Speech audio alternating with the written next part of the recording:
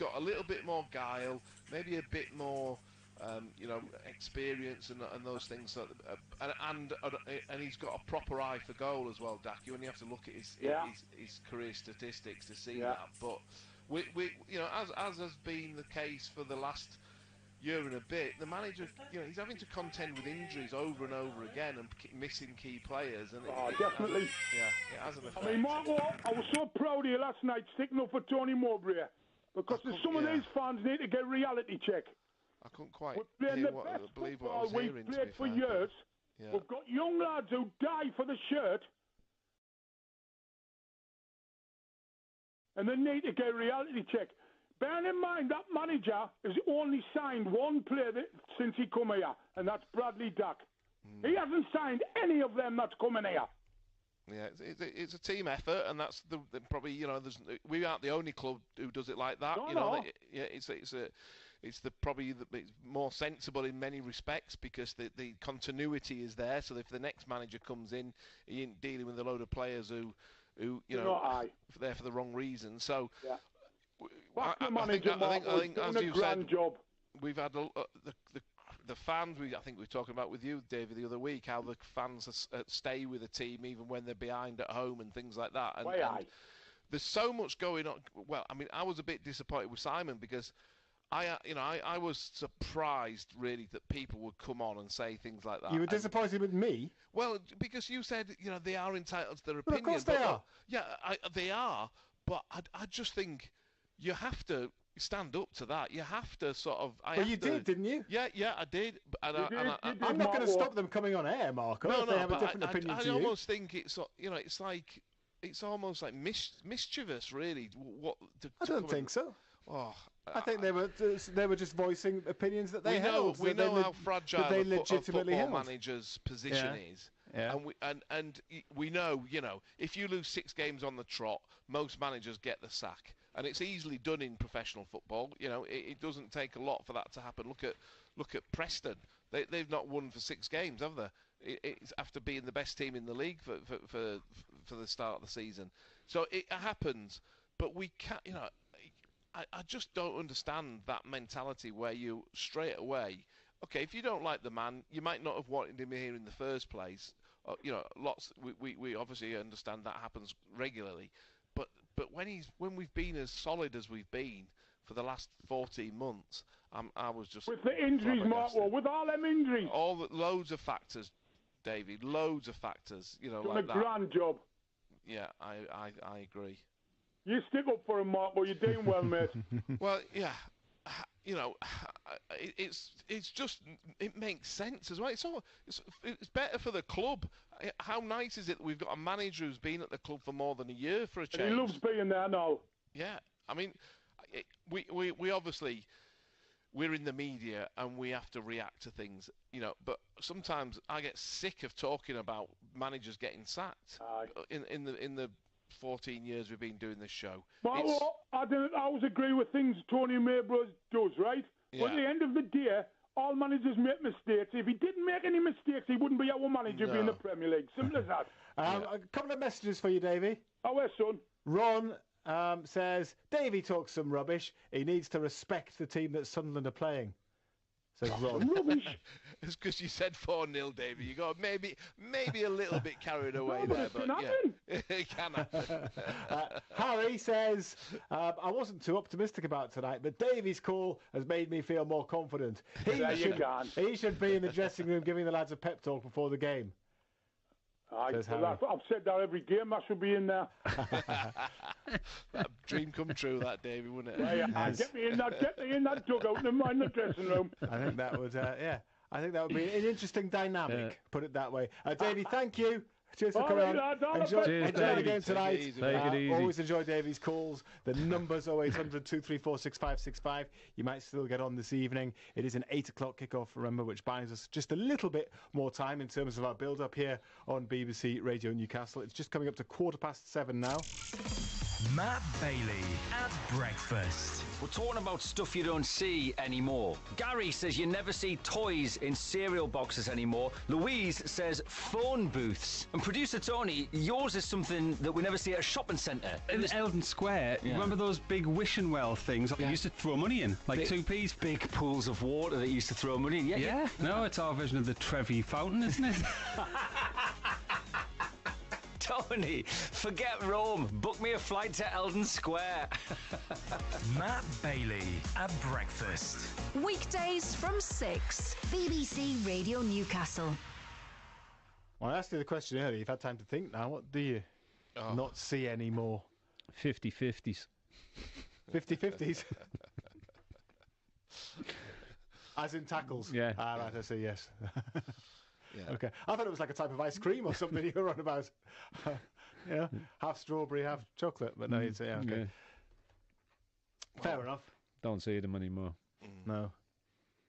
Proper kind of, ball in the middle, both flying in. And if you do, whoa, there's uproar.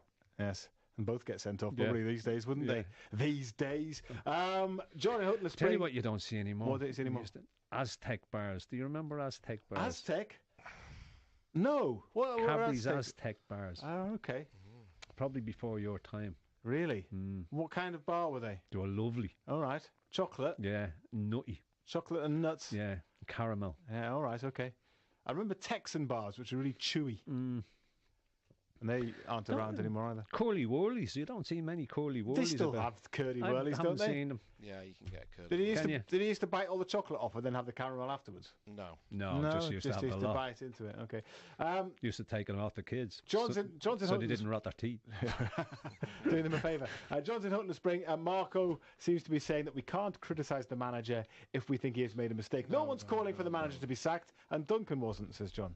Well, if you say the theme of the night was, has he taken as far as he can, and Duncan did say, he did criticise the manager. He said he should have took Neil off because he should have seen that he was going to get sent off, and he should have done this and he should have done that, and sort of basically saying that he was limited, which and that was that's what they did say, and they did criticise they criticised the manager, and that it all starts building if you start saying things.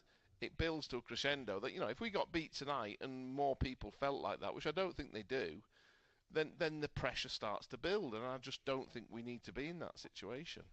Keep the messages coming, and we'll try and get a few more of them read out before we hand over to Barnsley and Benno after the headlines at 7:30. Female Mackham radio listener actually signs her message. Get Davey to SAFC now. He would be the biggest cheerleader ever. But this one says, evening, lads. Sunderland fans are delusional. Leicester 4, Sunderland 1. Okay. Thank you. We're going to turn our attention back to Newcastle again ahead of the game against Dortmund tomorrow. We'll talk to Anas, who's a Newcastle fan, waiting on the line in just a moment. First, though, plenty of Dortmund fans are already in the northeast ahead of tomorrow's game. I'm pretty excited. The game will be difficult tomorrow, but I'm excited about the stadium, about the fans, about new football culture there. So it will be a great game, and hopefully the best team will win. And I hope we will be it. Yeah, I'm really excited. It's a very tough game, and I hope at least we reach a point like a 1-1 or 0-0. Good evening, all. Welcome to the stream. And we're going to stop the rot of these defeats tonight. Yellow wall. We have to draw at least, because otherwise we are almost out. But I don't know. Newcastle seems to be in a good shape. It's going to be difficult, of course. Borussia Dortmund International! Europapokal! That was earlier this afternoon. They'll be enjoying themselves in Newcastle this evening, you would imagine. Ooh. And they'll enjoy themselves tomorrow as well. All part of the Champions League atmosphere, I guess. Yeah. What time was that? I think hate that to was think what state they'll be in this time. Afternoon. Well, don't judge others by your own standards, Andrew. Well, no, I wouldn't be. I'd be taking in all the scenery and things. They're probably having a quiet meal. That, but as I would expect. Yes. Look, I don't know how many there is tomorrow, Germans, but if they're anything like the PSG fans who made a lot of noise, the boy with the drum and that. He was, yeah. It aided the atmosphere. There's no doubt about that. It was great. Let's have a chat to Anas then, who's waiting on the line. Hello, Anas. How are you doing? I'm very well. How are you? Good evening, chaps. Are you going out on the town with the Dortmund boys tonight, Anas, just for the heck of it? I will be conserving my energy tonight for tomorrow night in any one. You'll need it tomorrow, won't you? Well, I don't know if I'll have a ticket. I mean, I thought I had one yesterday, but unfortunately, the NUFC ticketing website got the better of me, so I'm not getting my expectations too high. But even if I don't, then I'll be somewhere within anyone anyway, and it'll be a very, very exciting night nonetheless. So either way, I've kind of won anyway. Like there's two kind of victory: one being in the Stadium Bowl, one not being in the Stadium Bowl, but nonetheless still being where the party atmosphere will no doubt be tomorrow. What are you expecting tomorrow night then? I think another. Electrifying night tomorrow. I think, obviously, I'm still, even to this day, quite in shock about how well we did against PSG. But I kind of now feel, because of that experience, that's kind of given us a bit of gravitas for tomorrow. So you think that with the atmosphere, the war flags display, the fans, cheering on every last tackle, I was going to say last pass, but that would be quite something else. But obviously, with all that in mind, I think the players will take in that energy from the fans, and I would hope that will empower them to win, because I think that the biggest prize about tomorrow night is not just obviously winning in front of an electrifyingly exciting crowd, but it's the fact that we'll potentially have 7 points out of 9 going into the second half of the group stage, and that effectively means, I think, we could probably get away with just a draw and one more win, and then that could be enough to see us in the last 16. And if you told me that at the start of the group stage, I wouldn't have believed you, frankly. So it's quite an extraordinary position to be in. Yeah, look, I think we go into it in good shape. I think there was a little bit of doom and gloom when we lost 3 on the bounce. I think the reaction to that has been unbelievable. And I think the performance against PSG here in the last game of the Champions League was immense. And the result was the icing on the cake, and it gives you that confidence and gives you that belief. I don't think Dortmund are great. I really don't. I don't think Dortmund are as good as PSG. But you've still got to go, and you've still got to do it. You've still got to go and win the game. Definitely, absolutely. I think I have to say, Dortmund, I kind of remember, I was thinking before the call tonight about how Rangers did against Dortmund in the Europa League, and obviously it's going to be a tough trip to Germany when it comes, but if Rangers can go there and get a result and then overcome them, then you'd think that kind of puts things into context for us, because, we kind of then, gives us the opportunity potentially to and be inspired by what they did and then go on to get 6 out of 6 points. I would love to think we can get that, but of course, our home game tomorrow might be easier than the away game potentially. So we just don't know. We just have to go into it and see what happens and just get everything we can. Yeah, the situation we're in, you've just got to take it one game at a time. I think you looked at the group when it came out and everybody went, whoa. But if you win your home games, and we've already picked a point up away from home, you're almost there. You basically are, because you can see the others taking points off each other. All of a sudden the pressure's on them because they've got to play catch up. PSG came here, got absolutely battered. Now they've got to play catch up. The pressure is on them to win games, and the pressure is on Dortmund to win games as well. And AC Milan exactly the same. Big pressure on all them sides. We've got a little bit of leeway, I suppose, because we've won the game and we went to Milan and got a point.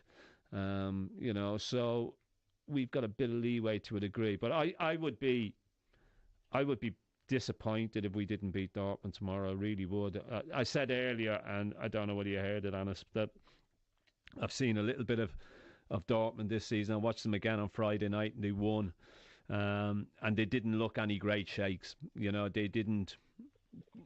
I didn't watch them and go, whoa, this is going to be a real tough one. You know, I think if we show the same commitment, same desire, play with the same high energy levels that we played against PSG, we'll have too much for them. And then you put on top of that the spectacular performance on Saturday against Crystal Palace. You know, not just winning that, but winning that by an absolute landslide, and really making our presence known on the attack. I mean, you think that momentum carries into tomorrow night? Yeah, and I just think, everyone go, oh yeah, but my opinion of that was we just did enough in the game. We did what we had to do to beat Palace. I wouldn't say that we were at our very, very best. We conserved some energy for this game. He took his big hitters off after an hour, just over the hour mark. Give them a break. That's how dominant that display was. Anas, thank you very much indeed. Good luck at getting a ticket tomorrow. You never know, something might turn up tomorrow. Absolutely. Thank you so much. All the best with that. All the Thanks best. very Take it much easy. Indeed, Anas. Ando, we can let you go now if you like. Thank you very much. Because we're going to be pretty much building up to kick-off, which is 35 minutes away now at the King Power Stadium. So, you can go and get yourself ready for tomorrow evening. It's a big one for you. Oh, before you go, Dave from Cramlington's got a complaint. All right. Aztec bars didn't have nuts. It was the Cadbury equivalent of a Mars bar. I thought they had nuts in it, but they were lovely anyway. All right, okay. I tell you what, because my uncle worked in Cadbury's at home, and he used to get all the seconds. He used to be able to go and buy the seconds, and he used to bring big bags of them home. Oh, lovely. Oh, it was great. I'm amazed you ever became a footballer. Tell you what, all the chocolate he brought back was on a Friday night was brilliant. Ahead of the game. There you go. That's what you don't realise about being a sportsman. You can eat what you want, really, isn't it? Cheers, boys. Ando, we'll see you tomorrow at St James's Park. Looking forward to that. Right, Marco, got a few messages for you. Okay. Before we then speak to Stephen, who's waiting on the line. Steve says, please remind Marco this is a phone-in show and people don't always agree with him. It's all about different opinions. Wearside Jim says, tell Marco, baby with the bathwater Gabbiadini. Everyone around me knew that Dan Neil was going to get sent off in the Borough match. Combative midfielder, expecting to see a lot of the ball in a derby with a near full house atmosphere as well, on a yellow after 15 minutes. What could go wrong? Even my 12-year-old niece knew it was coming, says Wearside Jim. Hundreds of players. That happens. That's just a ridiculous comment. That doesn't mean it's a given. I mean, Dan Neil isn't that kind of player for a start. He doesn't go around kicking people regularly. He has his moments, obviously, and he's been sent off in the past. But I didn't even really. Yeah, I mean, I think sometimes players know they've got to manage. And he got sent off for wasn't a tackle even. It was a bizarre incident. Yeah. Sometimes you do watch a game and you think, oh, hang on. I mean, it probably used to happen with Lee Cattermole now and again, didn't it? When but he used to manage that. He did quite a lot of that. But there were times when you just, there sometimes are occasions when you think, because that's what fans do. They sit in the stand and say stuff, and they say 30 things a game that don't come true. But sometimes one of them does, and they think, and that doesn't make you an expert. It just means that it's a law of averages thing. I mean, Robbie Savage was probably the classic one. Everyone thinks he used to get sent off every week, or 3 or 4 times a season. I think he only got sent off once in his career, didn't he? You can still put tackles in and get booked and stay on the field. It wasn't a given that he was going to get sent off. Oh. Andy is in Sunderland, and he says, evening lads, I totally agree with Marco and Davey. Sunderland must stick with Mowbray. This is just a temporary dip due to many different factors. However, the manager must use the squad through the 90 minutes, not just the last 10 minutes, says Andy. Is that a legitimate criticism, do you think? I think he makes earlier substitutions, doesn't he? I think he's quite often put players on after 60, 65 minutes. So, yeah, I mean, they've got a lot of subs now, so maybe, yes, he does put some on later as well, but I think he has made quite a few early substitutions this season. Let's bring in Stephen, waiting on the line to speak to us, Sunderland fan. Evening, Stephen, how are you doing? Evening. Do you think Mowbray should have made more changes tonight after the defeat on Saturday? Well, I think one of the issues is he hasn't got the strength in depth that some of the team, Leicester. Someone said, "Oh, should we change our tactics earlier on?" we haven't got that in our squad. We haven't got a different, we haven't got a different midfield that's more defence-minded, or two more centre-halves who, if Ballard wasn't available, we would struggle for a physical presence tonight in the box, and so he's got less options really than a lot of teams in the division. So I don't think he's made was it two changes we've made? Couple of changes, yeah. What do you think, Stephen? Would you have done something different? Well, I thought you should have brought Abdul Rashish in. For who? In what position? Well, maybe for Bellingham. Ooh, that would be a big call. Go a bit more defensive. I think they'll attack us. I don't think Al-Shish is more defensive than... No, he's an attacking player, isn't he?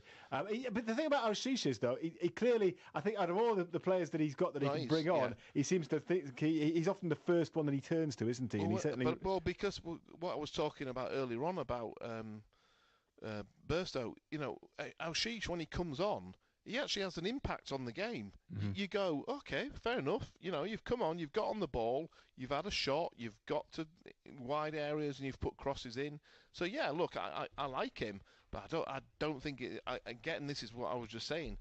I don't think putting him in is a more defensive option. That's what the manager is struggling with, issues like that. He can't change what we are as a team. We've got a lot of these attacking midfield players, but we're really lacking holding midfield. Obviously Ekwa's come in tonight. He's a bit more physical and hopefully a bit more defensive minded.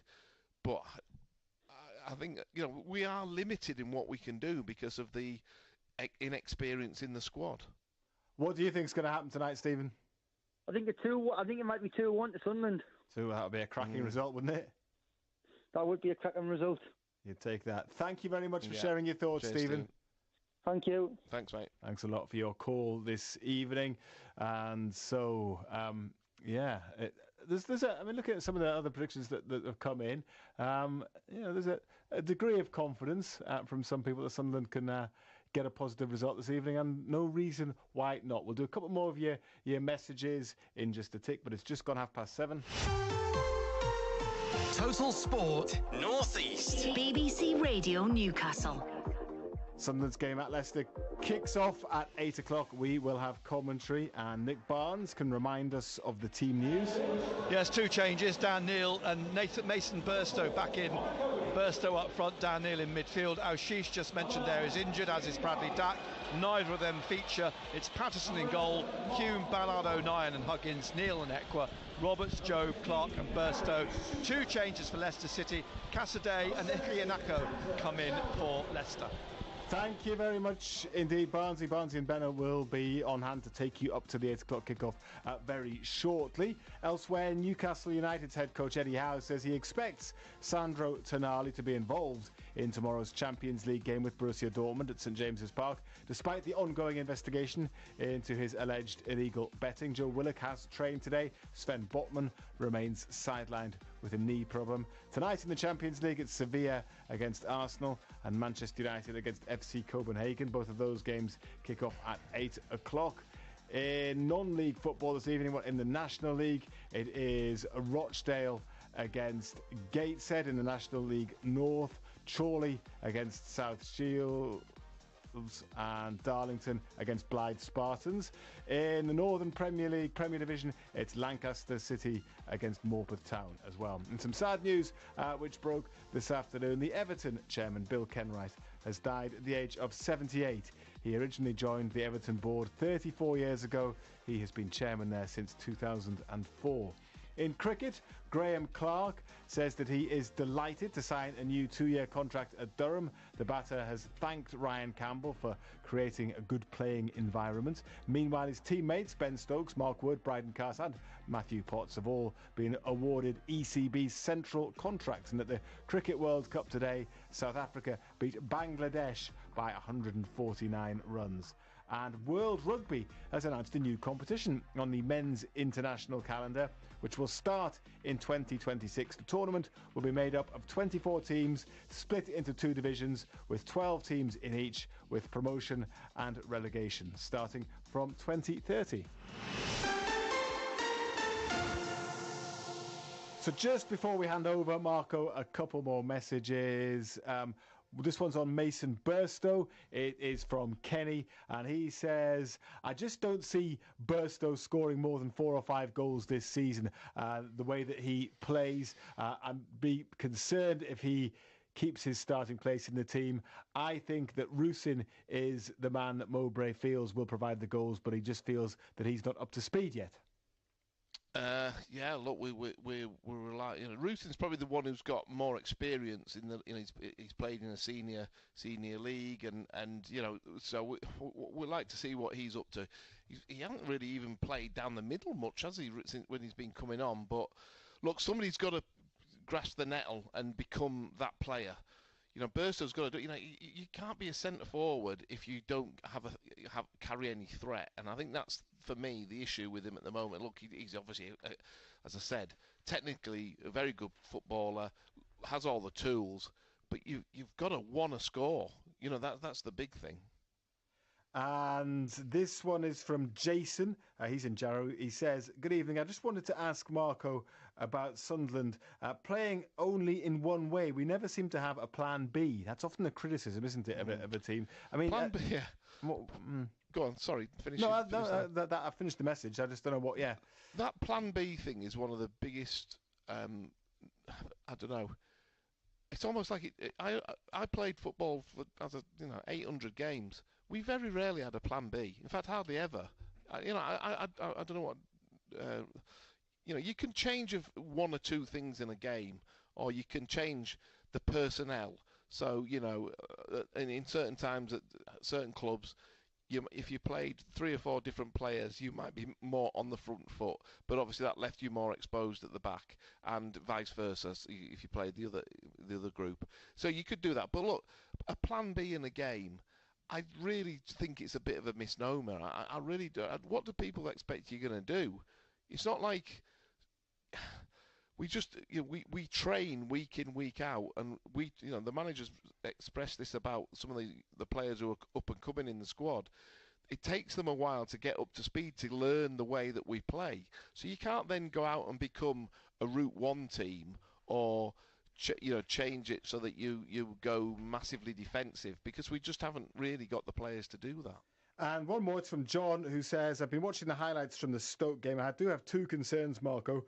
We seem to be leaking goals more often since Bart left. He had a physical presence and the positional sense of an experienced centre-half, which I think O'Nien may lack. And secondly, Patterson is sometimes too passive. He was for the second goal. He was almost behind the line. He makes no attempt to come forward in anticipation of the header on goal, and as such is not defending his goal, says John, who has a couple of concerns defensively there. Well, I think there's no doubt we're missing Danny Bart. I think it was a strange one. A bit like the Pritchard one. If he'd have gone, he ended up playing, 5 or 6 games on the bounce, didn't he? I think in the last couple of weeks, I think Danny Bart would have had a big influence if he'd have been on the field or on the bench, because he has got that physicality and height, and wants to defend, just head the ball and put his body on the line, and I could understand. You can understand a little bit how he ended up leaving the club, because they gave him an option and he chose to not, that he wanted to play more regularly or have that guarantee. But yeah, we have missed him. There's no doubt that the goalkeepers coming off lines is always a contentious one for me, because I think it's an easy thing to criticise a goalkeeper for not doing. But if that's what the manager and the coach is, you're always taking risk if you come off your line and start throwing yourself into a melee of people. I thought the second goal on Saturday, I was surprised we didn't have somebody on the far post, because that would have just been an easy clearance. But again, it's one of them decisions you make on the training ground as a group and decide to go one way or the other. Marco, enjoy the game this evening. We'll look forward to hearing your views on it on tomorrow night's programme. Thanks. Thanks. Marco Gabbiadini, ex-Sunderland striker. Another Sunderland legend in Benno, along with Barnsley, will take you up to kick-off in Leicester next. There's that feeling you get when you find your keys down the back of the sofa. Oh, yeah. There's that feeling you get when you find a fiver in your coat pocket. Yes. And there's that feeling you get when you win a pair of tickets to see Newcastle and Sunderland play at home. Get in! Get in! I'm out with the moon! I'm out with the moon! I'm out with the moon! Get in! To win, listen out for the referee's whistle during weekday breakfast with me, Matt Bailey. Brilliant, thank you very much. BBC Radio Newcastle, making a difference in the North East. What a brother. Total Sport North East. The sound of Sunderland. Clark still going! Oh! What a goal that is! Let's go! Richard! Clark onto his right foot! Oh! Yeah! What a goal that is, by the way. Jack Clark smashes it into the corner! Total Sport North East. Nick Barnes and Gary Bennett, MBE. BBC Radio Newcastle. Well, welcome back again to the King Power Stadium. Glorious evening. The team's out warming up at the moment. It's been dry here in the East Midlands all afternoon. It's been wet further north, but perfect night for football. A couple of spies in the stadium, sitting just down along from us here in the front of the press box in John O'Shea and Ashley Cole here. Now just genning up on Sunderland ahead of Birmingham City's visit in a few weeks' time. The Sunderland team then, Patterson, Hume, Ballard, O'Neill, Huggins, Neil, Equa, Roberts, Jobe, Clark and Burstow.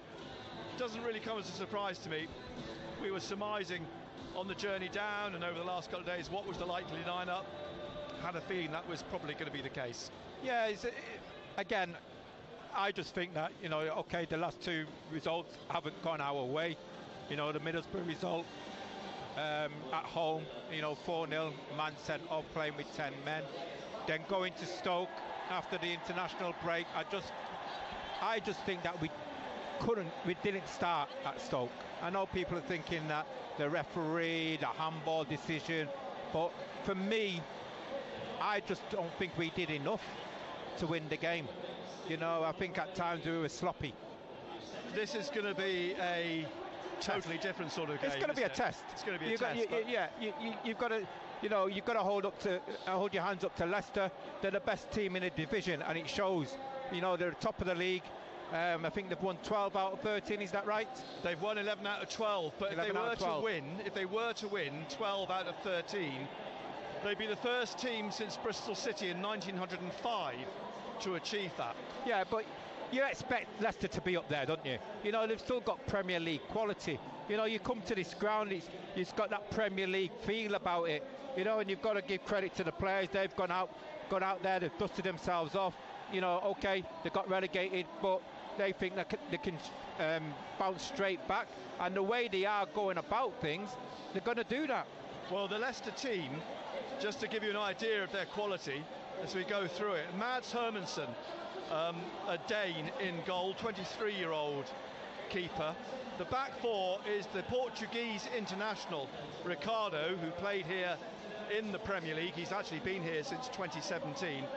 Wout Faes, who's a Belgian international centre-back. He played here in the Premier League last season. Yannick Vestergaard, a Danish international, 35 caps, signed from Southampton, again, played last season in the Premier League. And James Justin, who's a 25-year-old left-back, signed from Luton in 2019, but was here through those years in the Premier League. Into the midfield tonight comes Cesare Casadei, who's on loan from Chelsea, the Italian. He spent last season on loan at Reading. Alongside him in midfield, Harry Winks, who's got 10 England caps, and Kiernan Dewsbury-Hall, who's Leicester-born and he's come through the ranks here. And then we've got Abdul Fatawa, who's a Ghanaian international. He's on loan from Sporting Lisbon.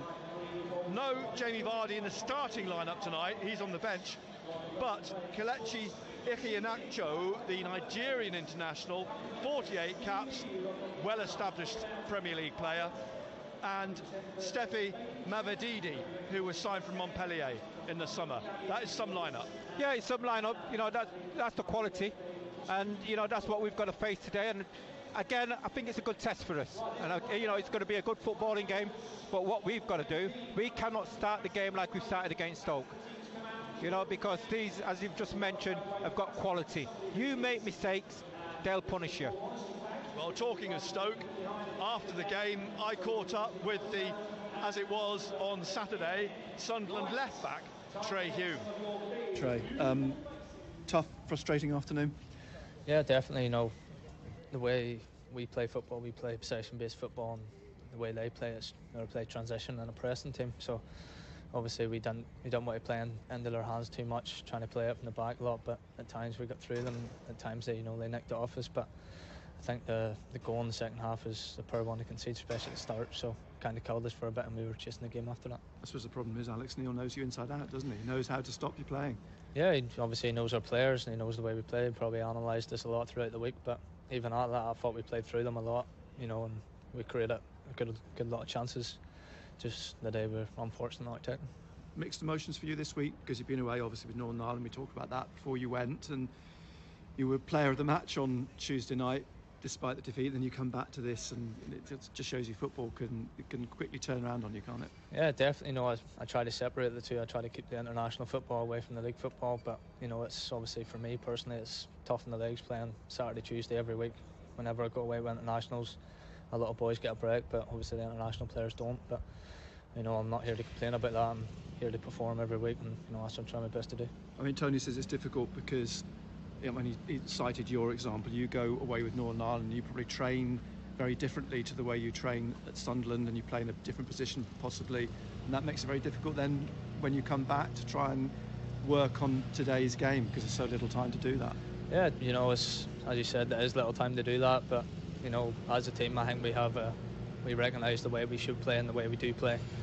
We have a recognition of how we do that, and obviously the day we tried to do that, and we did do that at times, but they're a good transition team, and as you've seen from the day, they did break on us a few times, and we did look a bit open, but it was a tough game. And arguably on Tuesday night, your biggest test of the season, Leicester? Yeah, at this moment in time, they're the best team in the league. They're top of the table. They're probably in form, best team in the league. They've got a lot of Premier League players, so obviously for us young boys, it'll be a good test going there and testing ourselves against one of the best teams in the league, and hopefully going toe-to-toe with them. But probably a team that will let you play. Yeah, we'll have to wait and see. They want to play football and we want to play football, so you never know. We might cancel each other out, or you might see a game where we score a lot of goals, or we just don't know yet. Total Sport North East. BBC Radio Newcastle. Trey Hume chatting to me after the game on Saturday, back in of course this afternoon, but is he back in at left back or right back? We don't know. I think, keep swapping them over from 1 week playing left back, then next week playing right back. I think they've just got to make a decision. Huggins either stays at right back and plays right back. Trey Hume stays at left back until maybe the likes of Sirkin is fit. I know that he's on the bench tonight. Do you think in a couple of weeks' time Dennis Sirkin will be back in? Yes, definitely. He gives us something different. It gives us, going forward. And also, it gives us that added height. It's something which we discussed. And tonight, I think you'll see the difference, especially from set plays. Well, my fear, we were sort of half joking about it in the office in the build-up yesterday, is that if there's a couple of corners, that we saw what happened at Stoke, it's happened earlier in the season as well. Vestergaard's 6'6". I mean, that, he's 6'6". Wout Faes is 6'2", and James Justin's 6 foot. They've got some big players in there. They'll throw them in the penalty area. Yeah, and the problem is that you're looking at when we talk about matching up, but players who's going to go and compete against them, you take Ballard out of it, and then you're scratching your head. Okay, Burstow's in tonight. He's got to try to pick up one of the centre backs, but I'm a great believer of what we call size for size, match up, go and compete, go and win your individual battles. Sometimes, managers look at things differently. Sometimes it's zonal defence. And if you miss Ballard out, You know, if the ball's played into the knee and Ballard can't get it, or he's playing into far, you miss Ballard out, we've got problems. But just a reminder that the Leicester bench has the likes of Jamie Vardy, Connor Cody, Hamza Chowdhury, Mark Albrighton, Harry Souttar. They've got a lot of Premier League experience on the bench. You mentioned Harry Souttar there as well. He's another lad who's 6'4", 6'5". You know, Australian. 6'6". 6'6" even, so even bigger. But you know, it just goes to show you what strength in depth Leicester have got. Well, who knows how this is going to pan out. We're 10 minutes away from kick-off. Let's hear from the Sunderland head coach, Tony Mowbray. Tony, firstly, everyone fit and well? Anybody back? Everyone fit and well, no. Anyone back? No. Listen, it's a quick turnaround, of course, and I think, you know, there's 4 or 5 not training today. That we hope we're going to play tomorrow, but lots of knocks and niggles. A few fitness tests tomorrow. We'll just wait and see. You know, we can only pick fit players, and we'll see who's fit tomorrow. It's a quick turnaround, as you say, and it's a quick turnaround against what looks to be the best side in the division at the minute, and probably will be this season. Is that a good or a bad thing? Let's get the ball rolling tomorrow night and see whether it's good or bad. You know, might be good because if we have to make 3 or 4 changes, it'll be some freshness. If we can pick the team we want to pick, then you know, hopefully they're fresh. We haven't done much training, as some of them have done no training. But and the next time they kick a ball will be, you know, on at kick-off time. So hopefully they'll have had a breather, and we can find the right performance against a pretty good team. Yeah. I mean, they've set the bench high, haven't they? But I mean, they're basically a Premier League team still. Well, listen, they've changed their coach. They've sold some of their best players, of course. You know, young Madison, Tielemans, and people like that, and the winger who went to Newcastle. It's you know, they've lost a lot of really talented Premier League players, and yet they've spent 8, 10, 12 million pound on footballers as well. So they're a good team. You know, 11 wins in 12 games suggests they're a good team. It's just a good test for us, a gauge of where we think we are. Ideally, we'd like to play, you know, a really strong team, and what we'll see tomorrow. As I say, we've got a few fitness tests. We'll see tomorrow who's available and who's not. I know you were frustrated at the weekend by the referee, and that was an issue with the Middlesbrough game as well. But in reflection at Stoke, would you accept that you know, you didn't really come up to what you'd expect of the team, and that needs to sort of change against a team like Leicester? I think you set your own standards, and I think I said after the game, I think we were below par. I think still below par, still managed 17 shots and more possession and more, you know, the more threatening team, and shouldn't have lost the game really, and that was the disappointment and the frustration. But and we have to keep the performance level as high as we can, and I think it dipped a little bit, but was still, in my opinion, you know, more than worthy of not getting beat in that game. We should have won it really, but we didn't. We have to accept it.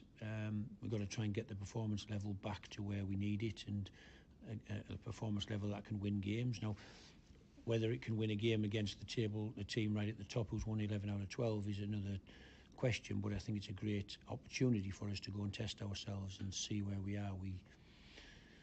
We found some pretty good performances against some pretty good teams last year. Fulham in the Cup away was a good performance, and obviously Burnley, who were doing a little bit what Leicester are doing this year in the league last season, and we went there and give them a really good game. So you know, we hope that we can, whoever plays, that we can perform at a good level. You mentioned the team being below par, but one player did stand out, who had another outstanding game, Dan Ballard. He's on 4 yellows. I guess you have to accept, with the games that you've played, he's going to pick up a 5th, isn't he, at some point, which will be a blow. Yeah, it's all right. Listen, Dan's one of the players who hasn't trained since he came off the pitch, so you know, we have to wait and see whether he passes a fitness test tomorrow. That's part and parcel of football. I'm one booking away from having to sit in the stand as well. You know, it's, you know, you have to accept that the officialing of football matches has changed dramatically. Even in our league, without VAR, it's still changed dramatically. You're getting referees passed down from the Premier League who have become accustomed not to have to make decisions because they got backup from VAR, and we have to accept that. And so Dan at some stage is going to pick up a booking, of course, by the nature of the way he plays, but that's okay. It's an opportunity for a young centre-back to step in. And the other Dan Neil, do you think you missed him at the weekend? I think you miss good players all the time. I think it's... I think you need good players on the pitch to win football matches because they make better decisions and they play better passes. And so Dan Neil's obviously a miss. But that said, I think Ekwa getting back on the grass, even though he hasn't done a lot, and it was always going to be a test for him. That game will have hopefully stood him in good stead for this game, as he's got one under his belt now, and he has to try and get back to the levels where we know he can get to. Total Sport North East. Nick Barnes and Gary Bennett, MBE. BBC Radio Newcastle. Well, the teams are about to emerge from the tunnel. They'll blow the old hunting trumpet for the Foxes when the teams emerge. I do love that line from Tony Mowbray. 11 wins out of 12 suggests they're a good team. Yeah, I think it does. It does indeed. I think it does. I think it means they're on a little bit of a run. Very just much a bit of a run. And it's interesting, they've just shown a video up here on the big screens, and they've been really, it's all of their Premier League win, that victory that year, and you get the feel, this stadium, that they still feel like they're a Premier League club, and the start that they've had sort of it's the foundations for them to bounce straight back, isn't it? They're pretty much certain now, by the looks of things, they're going straight back up. Well, I think, if you've got that same feeling as me, Nick, coming into the ground as well, they've got that confidence. You look around the ground, everything's happening. There's a buzz around here. You look amongst the supporters, there's a buzz. You can feel the confidence and the think that every game they go into, they're going to win. This is an 8 o'clock kick-off, of course. Some games have already kicked off earlier this evening. Millwall are 1-up in their match this evening. I'll let you know who they're playing in just a second. Millwall are playing Blackburn. Millwall 1-up against Blackburn. Cardiff are winning 1-0 as well at Huddersfield. So here come the teams.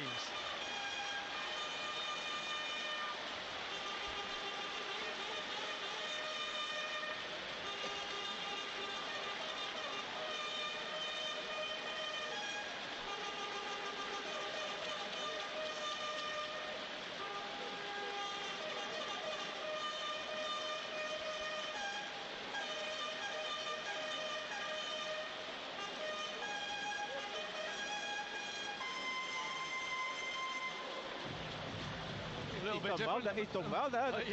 Imagine that at the Stadium of Light. 3,500 Sunderland fans over on the far side in the corner. And it looks pretty much as though I think this is a sellout tonight. The stadium is full as the players shake hands in the lineup down below us. Sunderland will be wearing their red and white stripes tonight. They're in their red tracksuit tops, of course. Leicester all in blue. A reminder of the two teams: Sunderland, Patterson in goal, Hume, Ballard, O'Nien and Huggins, Neil, Ekwa, Roberts, Jobe, Clark and Burstow. And Leicester, well, let the PA do it for you.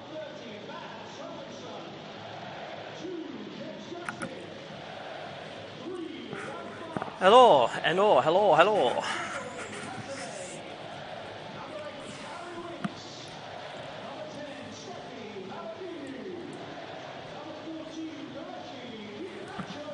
Sorry I'm a bit late, I am here. I've got kids to see to, and when I've got kids I've got to put them first.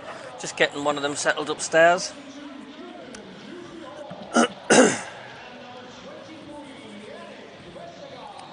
Subs and video, Colin B, Ron Wonny reckons tonight, Leighton Mills, evening Bonnie lad, thanks for the live feed as usual. No, you're welcome anytime. Thank you. Sir Bobby Charlton, who so sadly died at the weekend, aged 86 years old. The Sunderland bench is Bishop, Sealt, Pritchard, Hamir, Barr, Rigg, Sirkin, Rusin and Triantis. With the passing of Sir Bobby Charlton, a hero of England's 1966 World Cup winning squad. He will forever be remembered as one of our country's finest ever players and as a wonderful ambassador for the English game around the globe. During the 66 minutes of tonight's game, please join us in a minute of applause as we join the football world in paying tribute to one of the game's greatest icons. This Friday, 27th of October, will mark 5 years since a tragic evening in which 5 cherished members of the Leicester City family were lost in a helicopter accident outside King Power Stadium. Our late chairman, Chris Bishai, was a man who made us all believe that anything is possible. With his passing, Chris Bishai bestowed a precious legacy upon us all, one with everyone in the club will protect and honour the generations to come. We also remember and pay loving tribute to the lives of pilots Eric Swapper and Isabella Lekovitz, and staff members Sara Sinai and Carrie Hall. David Edwards, thank you. Good evening, mate. I hope you're well. Thanks for tuning in. I do appreciate it.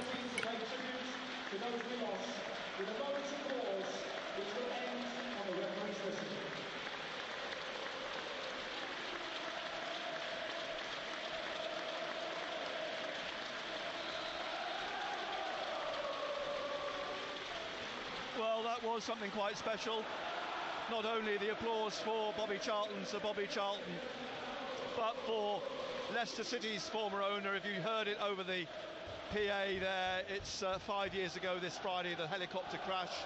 Everyone remembers it, remembers where they were, and they've held up scarves, all the Leicester fans around the whole stadium, in memory of him and other members of his family and those that were killed in that tragic helicopter crash. Yeah. Literally only yards from where we're sitting now. Yeah, tragic, and it's only today as well. So Bill Kenwright as well. Indeed, Yeah. indeed. And the condolences out to their family as well. The former chairman of Leicester, the former owner, he adorns the front cover of the programme tonight as well. As the game underway, Sunderland kicking from left to right in their red and white stripes, as I mentioned earlier. Good run, Burstow. Burstow's won a free kick. Job strolls away at the back of the penalty area. Burstow picks himself up, and an early opportunity if they can get good ball in here. Roberts will take the free kick. Clark's over there on the left as well, and Eckwa's up. O'Nien, Job, Burstow, Ballard and Hume all inside the penalty area. Quality. Neil stays back out, as does Huggins, and Clark just at the corner of the penalty area as well in this first minute at the King Power Stadium. Keith Stroud blows, or will, and Roberts swings it in with his left foot. It's come down behind Ballard. He wasn't sure where it was, but he's trying to chase it. It's just poked out. It will fall to Dan Neil on the right here, who lays it off on the right-hand side to Hume, who is playing on the right this evening, I assume, because that's where he's picked up his position here as Huggins goes back across to the left. Eckwa in the middle, and there's Huggins with Clark wide on the left touchline. Back to Huggins inside the Leicester half. Is Eckwa pushing it on to Hume, and if you were listening earlier to Total Sport on Radio Newcastle, you'll have heard the former Sunderland winger Matty Piper talking about their only defeat this season. How are the lads? Was to Hull City. Let's end their run, says says Leighton. Come on, you boys. They took the game to Leicester, which is something I think Sunderland will try and do tonight. But picking it up here now, Leicester on this left-hand side, with the ball being played back to the left back. Or that was Wout Faes, who's come right across to play on this left wing. Now a throw to Sunderland on the right-hand side. I'm watching, my eye was taken by Ricardo, because we heard about how he will drift inside. He's playing left back tonight. He was right back at the weekend, and James Justin is playing as right back. So he switched as Tony Mowbray's done, he's switched the fullbacks back around. And here it comes back to goalkeeper Hermansen, the Dane, 23-year-old Dane, signed in the summer from Brøndby, out to Harry Winks, and then back and out through Casadei, the Italian, who came into the side tonight for Wilfred and Ndidi. Won back by Sunderland. Ekwa down the touchline for Clark. He's trying to come past Justin, comes back to Ekwa, and he swings it over on this right-hand side now. Roberts against Ricardo. Ricardo went to swing his foot at it. Did it make contact with him? No. Roberts says it did. He's pleading for the throw. He's having a conversation with the assistant, but the throw has gone Leicester City's way, and it's the Portuguese international Ricardo, 30 years old now, who's going to take the throw. Well, it's interesting, you know, the way Leicester set up. They've left a man wide right on the far side. Yeah. Yeah. I think it's Fatawu who's over there, the Ghanaian. It is, yeah. Abdul Fatawu. The ball is back with the Leicester goalkeeper. He's in lime green tonight. Mads Hermansen rolling it out to Vestergaard. All 6'6" of him. He is a giant when you look at him. And the ball played down the left wing, trying to get Mavididi in. And Steffi Mavididi signed for Montpellier in the summer, but once of Southend and Arsenal. He's also played at Juventus and Dijon. He's had quite a journey. He's had a journey done. To get to here. Back to Faust. And it looks like Faust is playing on the left and Vestergaard the right for the two centre-backs. Again, a switch round from the weekend at Swansea. And the two wide men just hug the touchline, don't they? They do. They make the pitch really, really big. Mavididi and Fatawu. And it's Fatawu over on that right side on the halfway line, and Mavididi's down here on the left touchline on the halfway line. As this played through the middle up here through to Iheanacho, out to Mavididi, and back to Feist, and he's swung it out wide to the right, looking for Fatawu, but Huggins was equal and headed it over him for a throw to Leicester. It's going to be taken by James Justin, who's actually got one England cap. He got that last year against Hungary in the Nations League. And now Roberts, good ball played to him from the middle, and Roberts has been chased by Ricardo. Ricardo's got the ball off him, and there's going to be a good battle between those two, I think, tonight. And Ricardo's shirt just pulled back by Roberts. The referee's let it go. He's played the advantage, despite the appeals of Enzo Maresca down below us, the Leicester manager. Once played at the West Brom QPR game, delayed by 10 minutes. And talking to West Brom, Enzo Maresca played there once for 2 years, handful of games between 1998 and 2000. And coming here, of course, having been assistant manager to Pep Guardiola. The ball's out for a throw to Sunderland on the left, halfway inside the Leicester City half. Huggins comes forwards to take this. He's about 20 yards inside the Leicester half. Tony Mowbray stands with his arms folded. Millwall have taken the lead against Blackburn, and it's Huddersfield 0, Cardiff 2. Circle to Ballard. Plays it wide to Roberts, inside, quickly to Neil and out to O'Neill. The ball played into the penalty area, looking for Burstow, falls for Clark, blocked by the goalkeeper, his shot from the left of the 6-yard box.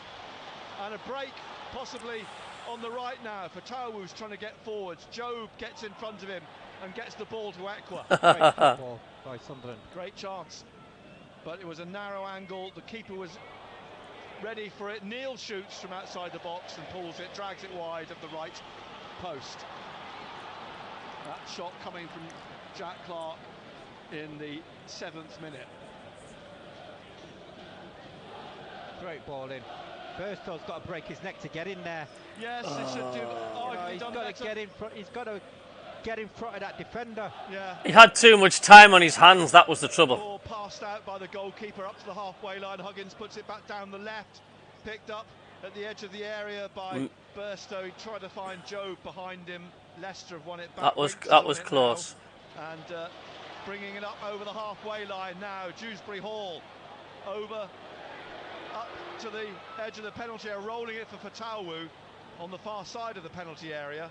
Huggins goes to close him down, and Fatawu plays it back to Winks outside the box. Millwall 1, Blackburn 1, Huddersfield 0, Cardiff 2. And then to Ekwa to lob up into the centre circle, and Wout-Weiss plays it back to goalkeeper Mads Hermansen. Out to Yannick Vestergaard. From Southampton 2 years ago. We have started okay. Up to the centre circle. Ballard has a little bit of shirt tugging on Iki Inaka right in front of the referee, but he's let it go. Dan Ballard on 4 yellow cards, incidentally. Dan Ballard, look how far Dan Ballard's gone in. He's gone basically man to man. Yeah. He's having to jog back now. Leicester on the attack. Millwall 1, Blackburn 1. Ball's gone out on the far side, taken out by James Justin, so a throw to Sunderland. 0-0 in the 9th minute. We're live on BBC Radio Newcastle. We'll be live tomorrow night, of course, from St James's Park. Newcastle against Dortmund. And now Jobe back behind him, Ekwa.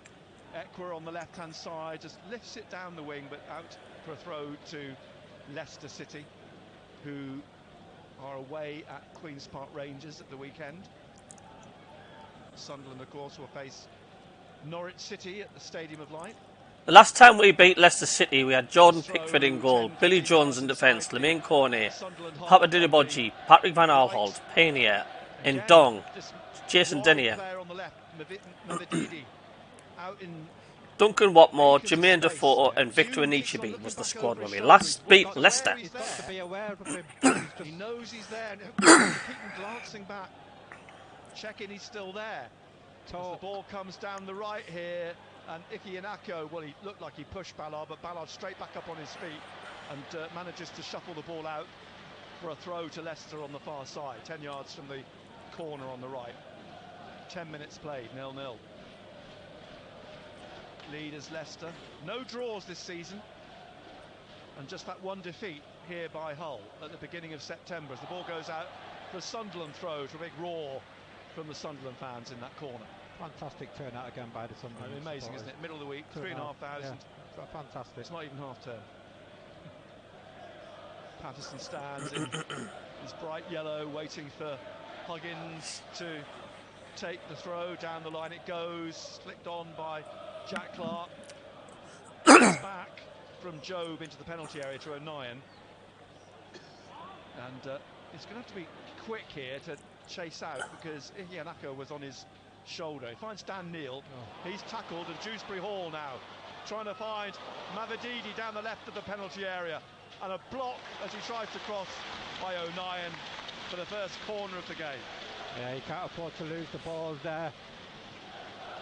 Dan Neil. Short corner quickly taken, Dewsbury Hall from Mavididi. And he's got Mavididi there in support. He tries to cross, blocked by Roberts, another corner. Dewsbury Hall looks like somewhere where you get married. Quick corners, and it's Dewsbury Hall who's going to take the corner this time around. This is his night. Come on, Birdstore. He's had a lot of stick Birdstore from the fans, like some. Yeah, this is the big first 10, and that's Vestergaard's got O'Nien on his shoulder, and O'Nien, he's trying to push him away at the moment. There's a lot of jostling as the ball comes. Oh! There we go. That didn't take long, did it? Can concede from a set piece, and Justin James. Yeah, right back, I think. Yeah, James Justin scored. Yeah, James Justin, who from 6 yards out heads the opening goal. Oh, here we go again. And we're only, what, 12 minutes into the game. There's nobody challenging for that at all. Nobody's picking him up, Nick. Nobody at all. On the replay there, he's just run forward. That, our number 7. Our number 7 just did not even jump. Look at that. That's ridiculous. He's on his own. Jobe's in front of him watching the ball. He gets above Jobe and heads home. Leicester lead 1-0. You know, it's something which we God's spoke about. sake. You know, managers who do the homework will be saying Sunderland are vulnerable and set pieces. They are, and that vulnerability's been exposed again. Leicester City 1, Sunderland 0.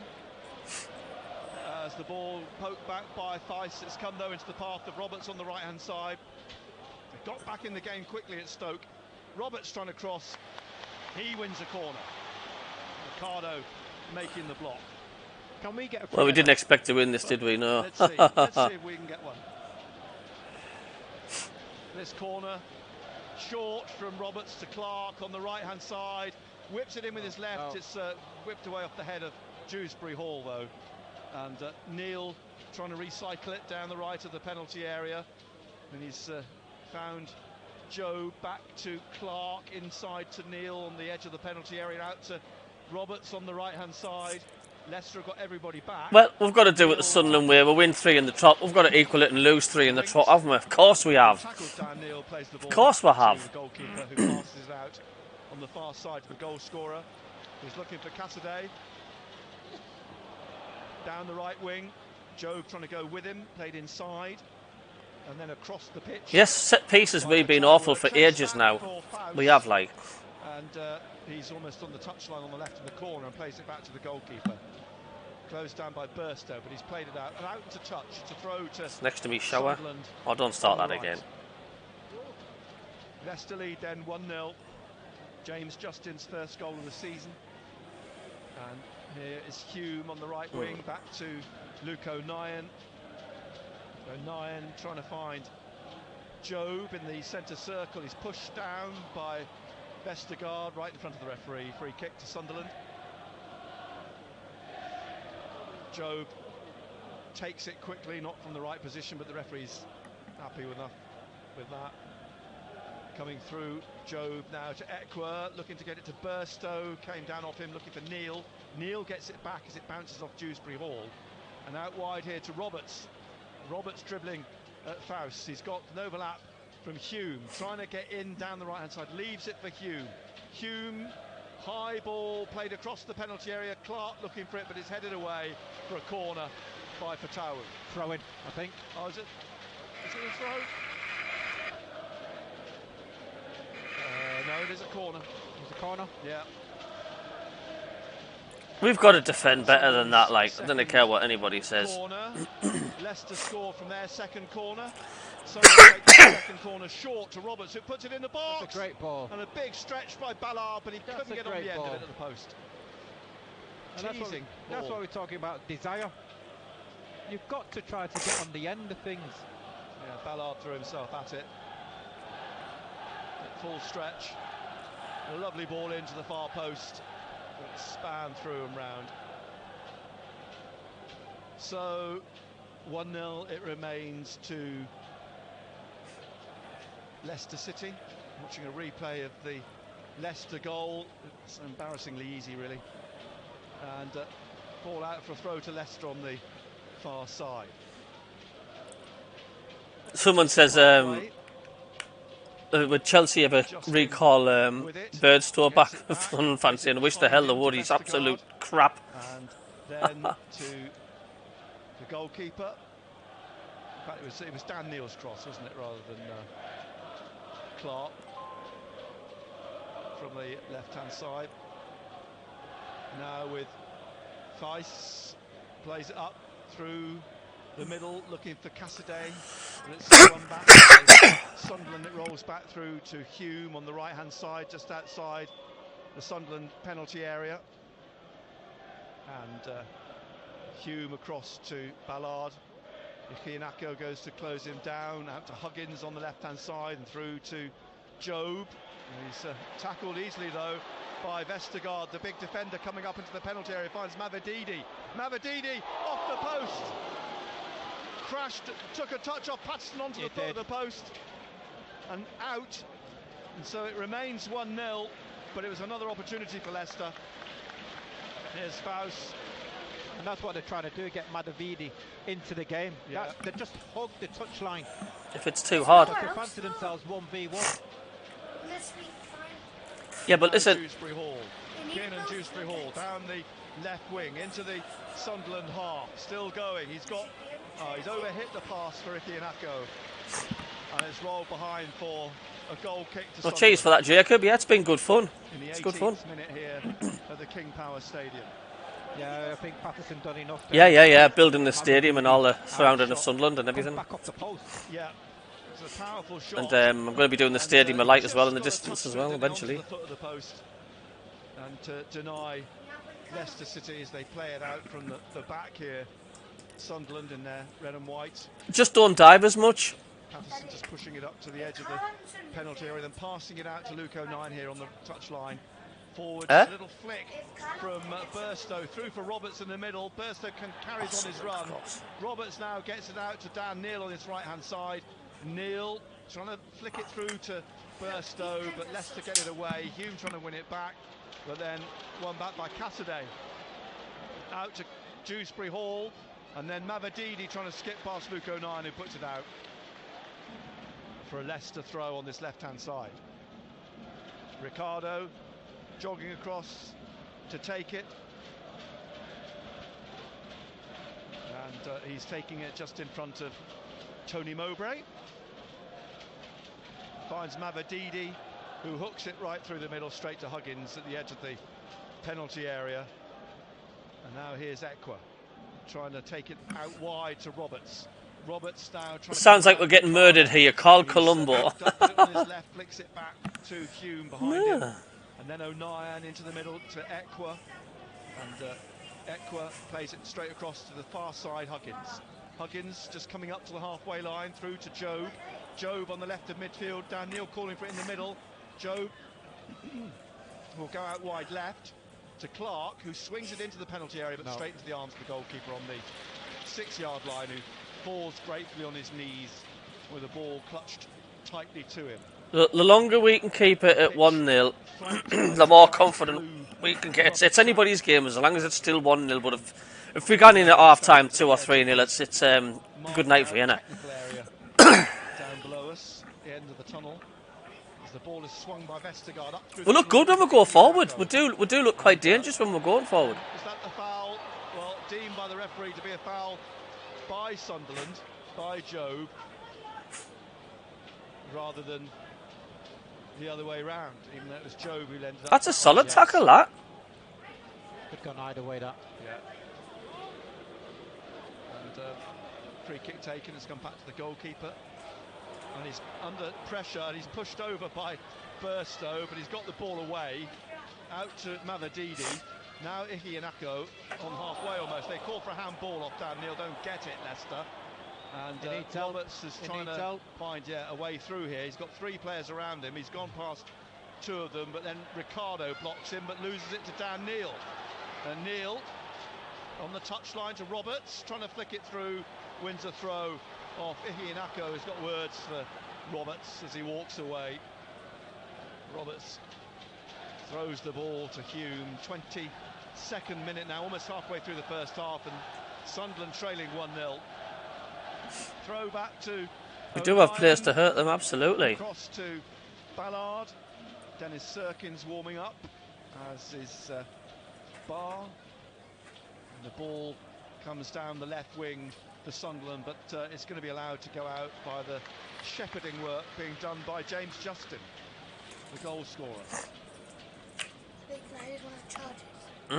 Yeah, I think Tony Mowbray annoyed about conceding another can have goal one. from a set piece. Soft goal, wasn't it? Yeah, soft goal.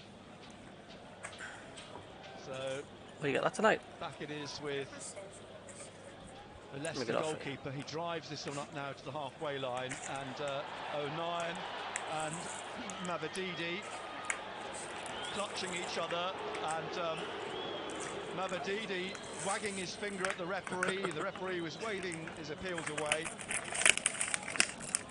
You look at Mavididi, and he's got gloves on. Okay. There's Ricardo to Cassidy. It's not that cold, is it? It's it doesn't feel cold tonight. I mean, I guess the temperature has dropped, but it doesn't feel cold, does it? Here's Mavididi on the left, and he's won a throw off Hume. Steffi Mavadidi, 25 years old. He's going to leave the throw for Ricardo. 5 years his senior.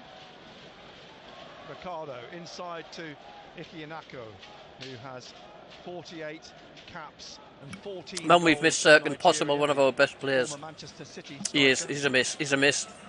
And he's scored already for Nigeria this season. He's also scored 5 goals in the championship. And Jamie Vardy's normally first choice as he chased this back, Ikianako, towards Patterson from the head of Hume, but it's reached Patterson safely.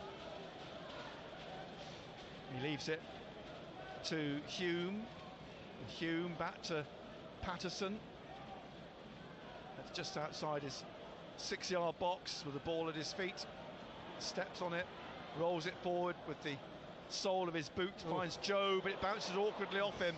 But he's managed to stretch and get it back to O'Nien, who gets it up to Burstow, and he's pushed off the ball by Vestergaard. And now Cassidy trying to get it through to Patawau, and he's played it back to Ricardo. An interception from Burstow takes it back into the Leicester half, and Woutface will get it back to the goalkeeper, chased by Jack Clark, but the keeper clears high up into the Sunderland half. Brought down by Huggins, played back to Patterson. Passed out to Luke O'Nien. O'Nien down the wing to Roberts. Roberts, he skips round Winks. Inside now to Dan Neil, and back out to Roberts on the right wing, but it's cut out by Ricardo to Mavadidi, back to Ricardo, and he has tackled by Neil through the legs of Winks, but Burstow didn't react quickly enough. Just not connecting with our passes. 1-2 there down the right, and Dan Neil's return pass was just didn't have enough legs on it. Winks, looking for Cassidy, but eventually swings out to his left-hand side, just kept in by Dewsbury Hall, and he, as Roberts on his shoulder, gets away from him, looking for the ball through to Semendo will do nothing against these. but Yeah. it's cut out. Equa now in the middle of the Sunderland half and to the right. That's how Stoke scored there first, because Dan Ballard did not jump. Intensity, and a little bit better movement up front. And just a bit of composure with the final ball. Here's O'Nien, drives it down to Hume. It's come off him and headed away by Face to Winks, to Mavadidi, who nearly. Someone's gave just it to texted Dan us Neil, saying but red. Winks is Someone's on just it. texted us saying Now red to card for Cassidy, Sunderland. chased by Equa. Cassidy away through the middle Yeah. here. Equa just behind him, standing off a little bit. Can't see it, like, but I don't know whether they're winding me up. I don't know, but there must be a minute. Now Joe. A minute or not. Tony Mowbray. No. Yelling at the players. I wouldn't be surprised though, but Clark let's on hope the not. left, And they're winding me coming up. inside into the middle now. He needs Jack movement. Clark. He's trying to get through here for Dan Neil. He's fouled. It's a free kick, 22 yards out in the middle. Winks is being spoken to by Keith Stroud.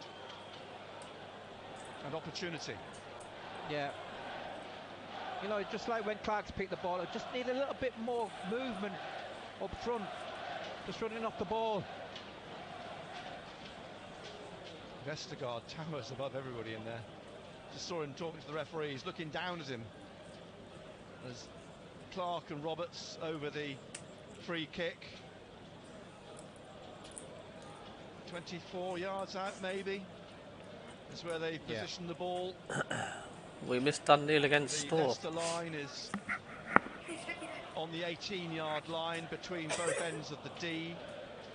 A couple of Sunderland players interspersed with that. Basically, it's 28 then, aren't they?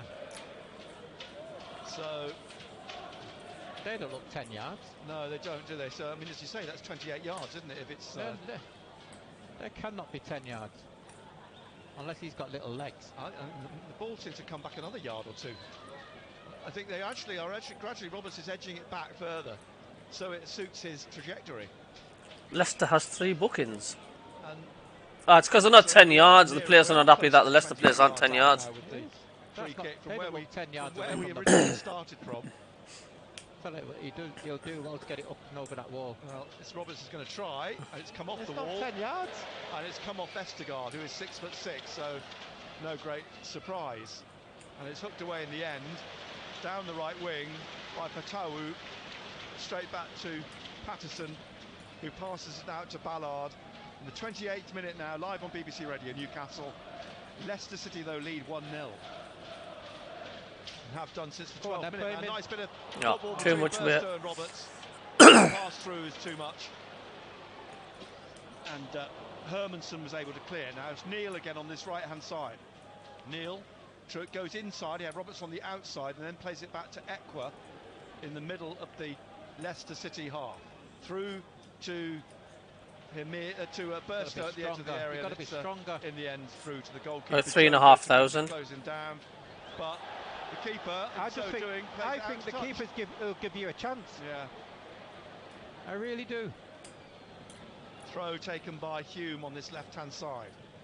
Although he has made one block from Clark earlier in the game. Ballard out to Huggins, just in the Leicester half, into Ekwa on halfway on the left, and then to O'Nien on the right of the centre circle. O'Nien wide again to Roberts, back to O'Nien. Ekwa, this in the Sunderland half still, through to Neil at the back of the area. Behind him is Ballard, and Ballard out to Huggins on the left, up to the halfway line. Inside of him is Clark, and he's got his shoulders down, his head down, making a run, but he's tackled by Winks, and Vestergaard hooks it away down the right. It stays in. Ballard battling with Fatawu. He's in front of him, he's got the better of him, and then passes it to Luke O'Nien. Composed play from Dan Ballard. Excellent play by Ballard. Out to Job. Job inside to Dan Neil. Neil looks up for the run here of Huggins on the left, and it's going to run away from him back to the goalkeeper. But good foresight from Dan Neil to spot Huggins making that run. Hermanson with the ball now, rolling it across on the left to Vestergaard, and then out to face up to the halfway line, but to Ekwa. And so far, Leicester City are just sitting back, inviting Sunderland. Looks and with his left, pings it out to Roberts on the right here, brings it offside. Look along the line. It cannot be caught offside from there. Roberts looks appealingly at the assistant, but he was stood right in line with Roberts when the ball came over, and the flag straight up as soon as Roberts made contact with it. 31st minute, Leicester 1, Sunderland 0. Ball thrown down by Feist, is going to take the free kick. Down the left, headed away by Hume. Stretch for Dewsbury Hall, but it falls for Neil on halfway. Through to Job in the centre. Cassidy, his opposite number 7, crashes into him. Play on, the referee. Clark comes into the penalty area. On his right, low shot. Oh, he took a slight deflection, but the goalkeeper was effectively in the right place at the right time. Yeah, because that could have gone anywhere. He's got something on the ball, but again, that's where you want somebody to follow the ball in. Yeah, came off his own player, Faust, but the keeper had gone down, and effectively that's what blocked the ball stopped it from going in. It's a corner from the right-hand side here. Roberts will take this, plays it to Clark. Clark in the penalty area, onto his left to drive at the feet of Dewsbury Hall, put back in by Neil. Oh, he could have headed in the air and onto the roof of the net. Bellingham. Job got on the end of it. Needed to get it down. He's got to head it down, but it just went arced up over and onto the roof. They've just got to have that belief, Nick, that they can get back into the game, because you look at the chances. Sunderland have had more chances than Leicester. Yes. You know, they've only had the 2 opportunities, one which was headed in and one was come back off the post. 1-0 to Leicester. Goal kick for the home side. I think this is where they can give us a chance sometimes. Burstow's chasing it across the back, trying to force a mistake. Vestergaard gets it clear. Very experienced centre half, 35 caps for Denmark. Hume to Ballard, back to Hume, and out here on the right-hand side to O'Nien. down the line. He's looking for the run of Burstow. Those are the games that Jove needs to first. shine, He just which is turns away considered to in be front good of enough to be on Burstow. Dortmund's and Plays it Real's down the line, radar. away from Mavadidi. It comes back to Feist. He heads it out. And a throw for Sunderland. Hume. Well, at the moment, Job wouldn't get in the Salvation Army, never mind getting the friggin' Dortmund and Real's radar. Sunderland fans singing their hearts out over on the far side. It's 0-0 at Swansea against Watford at half-time. We'll be there in a week or so's time, of course. Swansea, who lost at the weekend to Leicester 3-1. As the ball comes back to their keeper, Hermanson. Just outside the D. Drives it up through the middle, looking for a Dewsbury Hall. Brings it down wonderfully, and now he's got round O'Nien, and he's still got it. He's rolling it to Ike Yanako. They stretch to try and poke the ball away. In the end, Huggins whips it off his feet. Out to Mavadidi on this left-hand side. And Mavadidi trying to come past Neil to the goal line almost. Neil trying to wrestle it off him, and can't stop it from going behind. Throw in. One's still very much in it. Half time. And Ricardo forwards to take the throw. Support coming from Winks here on the left. Well, we're already playing better than what we did against Spurs midfielder Stoke. He had a season-long loan at Sampdoria last season, Harry Winks, and it's passed out into touch by Leicester on Sunderland's left. Exactly, Cabby, don't believe the hype. Huggins will take the throw, 35th minute, 10 minutes to half-time. Ekwa trying to drive it forward, drives it off Fatawu for a throw to Sunderland. Well, it should have been a goal with It's Norwich 0, middle. Clark anyway, we should have would have been in. Throw to Clark, but he's fouled. Cesare Cassidy all over him, the 20-year-old from Reading, on loan, but he's now at Chelsea. If you see what I mean. On loan from Chelsea is probably the easiest way to say it. Back to O'Nien, and now Neil on the touchline, and back to O'Nien, who's swung it through the middle, looking for Job, and Vestergaard just runs right through him. Well done. Free kick to Sunderland. I mean, Burstow's a tall lad, but Vestergaard towers above him. Yeah, he's a big lad, Vestergaard. Short ball to Luke O'Nien from the free kick, and driven up, right back up to the Leicester goalkeeper. Closed down by Burstow, and he gives up that chase as Hermanson breaks away, and now Burstow decides to resume it, but Hermanson's got the ball away up onto the head of Hume and into the centre circle. Ike Yanako and Ballard in Ekwa, they get the ball too, and then finally back to Patterson. Passed out to Ekwa again. Hello, darling. Choice keeps complaining to the referee. That battle, is a good battle between him and Ballard. Yeah.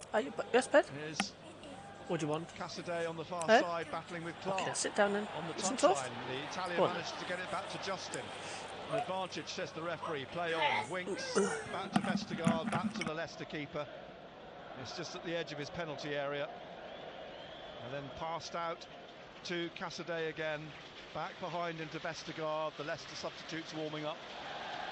And eventually knocked out for a throw to Sunderland. Trying to play their way back into this game. 1-0 down. Back it comes to Huggins. He's got to be careful here because Fatawu almost got it off him. He's still going. He's got it out to Clark. Inside to Ekwa. And Ekwa is going to try and get it down the left now. Job, and out to Huggins on that left-hand side. Taking on Justin. Down the left of the penalty area. Takes it to try and put it on his right. But shows too much of it to Fatawu. And he comes out with it for Leicester City. Plays it back to Justin, who pokes it out to Cassidy, and then out wide onto the wing again. And Fatawu is going to switch the play across to this side to Feist, who comes forwards. Mavadidi's ahead of him. Faust up to the halfway line. And that's a great shock of curly hair bouncing around on the Belgian's head Now back to Ricardo on halfway with Winks, and Winks finds Wout Faust down that left-hand side at Dewsbury Hall, inside to Ricardo, back to Dewsbury Hall and back again, down the touchline, into the Leicester half to Faust and back to the goalkeeper. It's half-time at Huddersfield, but it's Huddersfield 0, Cardiff City 3, as Burstow again tries to put the goalkeeper off kicking, but he gets the ball down to Hume, who heads it down, and Mavididi gets in front of him and gets possession. And then there's a bit of pushing, a bit of shirt pulling by Hume, but the referee lets it go. Winks gets it to Cassidy. He's tackled by Ekwa, and Ekwa's on the ball, on the floor with the ball. He's penalised him, given free kick to Leicester.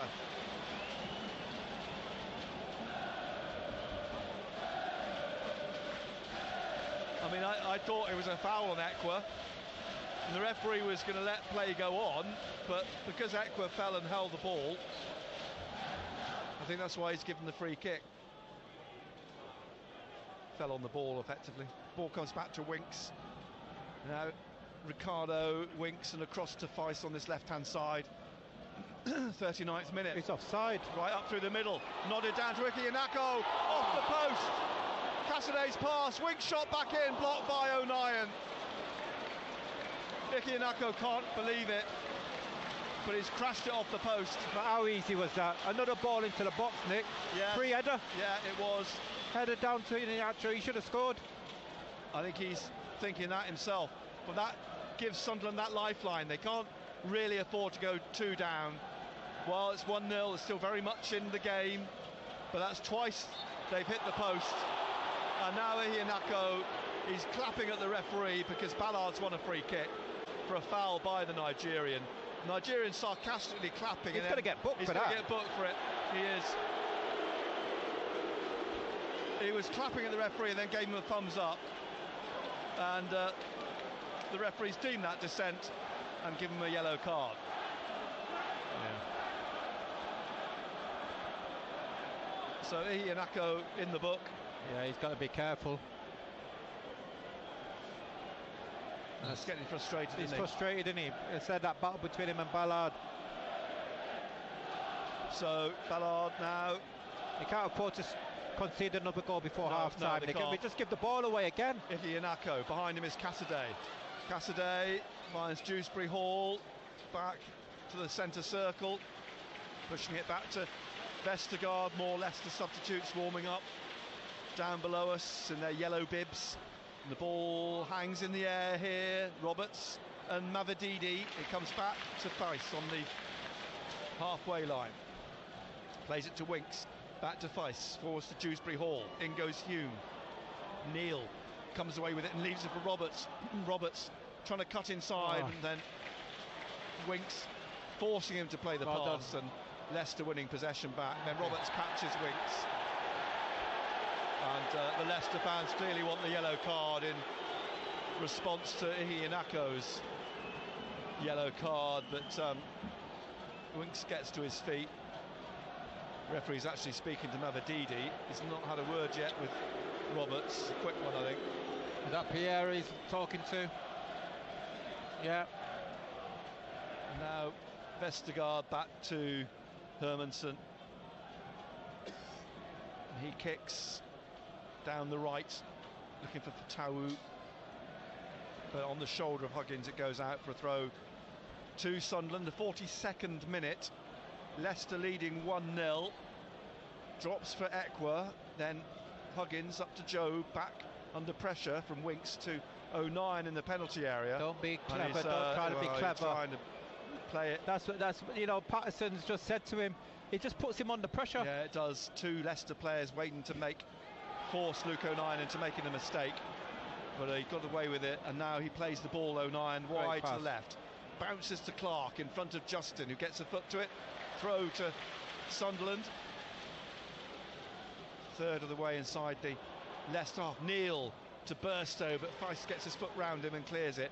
Fatawu takes it down in front of Huggins and comes away with it now, skips over the challenge of Ekwa, but then tackled by Jobe, who's chasing back Dewsbury Hall, who's found for Yako, and behind him for Tawu, and then out on that right-hand side, Cassidy.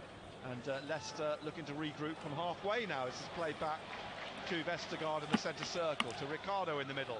Then Dewsbury Hall, and out on the left is a bad pass, straight to Hume, and back to Patterson. Iheanacho goes to close him down, but he passes that to Huggins. And Huggins now with Fatawu on his shoulder, trying to shake him off, checks, and still has Stop munching on those crisps, please. Haven't had any in the house. Great stream. Thank you, Irene. Thanks for your support. Clark trying to win it back, but Justin has it again. That's the Mobius press conference technique. Send them off. Then quick 1-2 play with Ricardo, and eventually to Vestergaard. No, I'm here. I was just in the kitchen making my daughter something to eat. Back to the goalkeeper, Hermanson. There he's taking the ball away. Clark trying to find Burstow. I think Burstow trying to flick it through onto his right foot, or Roberts, but it wasn't a great touch. And it runs away out on this left-hand side. Leicester getting the ball away. Ricardo goes down, but Ekwa finds Neil. Burstow. I think it's all right, but I think Leicester are very. That's a penalty. I think Leicester are very comfortable with Sunderland going forward. I don't think they're worried one bit. The referee to change his mind. Get Burstow off, please, says Jonathan Mark. But the referee has given a corner. Nice, I think, got away with one there. Corner from the right. Roberts with it in towards the near post, headed away though. Out to Neil, inside to Ekwa, across to Huggins, and then wide on that left. Get Burstow off. Some of the fans are saying. Trying to cut back in. Make sure. Being forced out by Justin. Now it comes to Neil. Neil swings a ball in for. No, Jonathan on the chat says get Burstow off now, please. And make the save. Unlucky. Good ball in by Neil. Good idea. He was trying to stretch it across the face of goal and make the goalkeeper work, which he had to do to make the save. In the last minute of the first half, how much time will Keith Stroud add on? Sam Barrett waits, resting on the board down below us.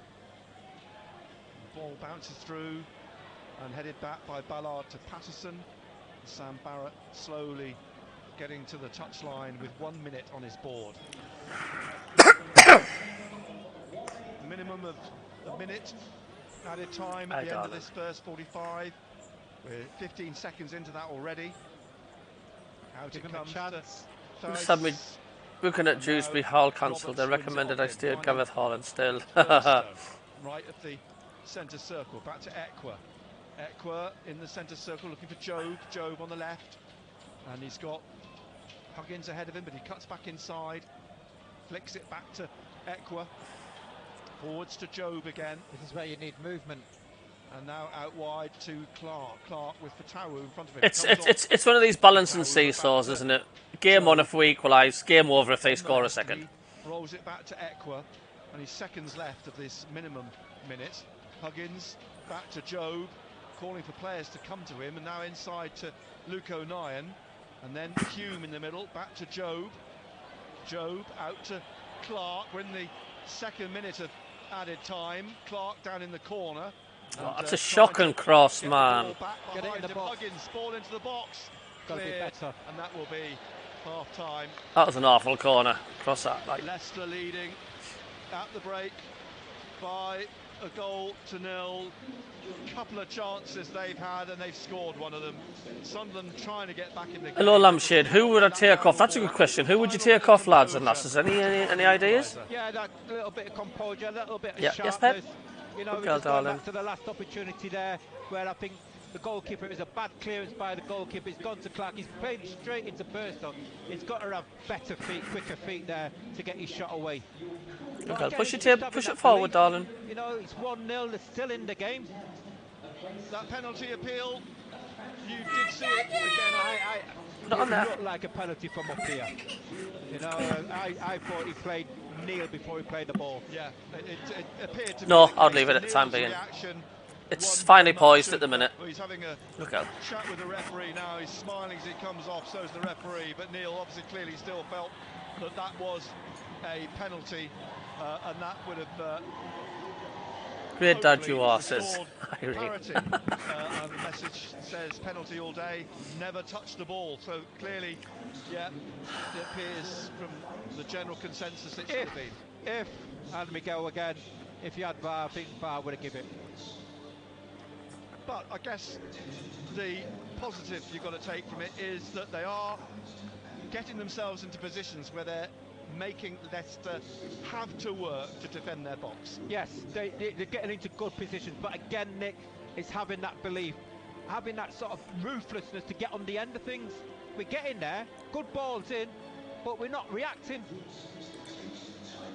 Well, we're going to be entertained by a rather colourful... Well, on my poll, 21% says win, 50% says lose, and 29% says draw. Multitude of colours, and I think they're about to break into some sort of rhythm and give us a little dance.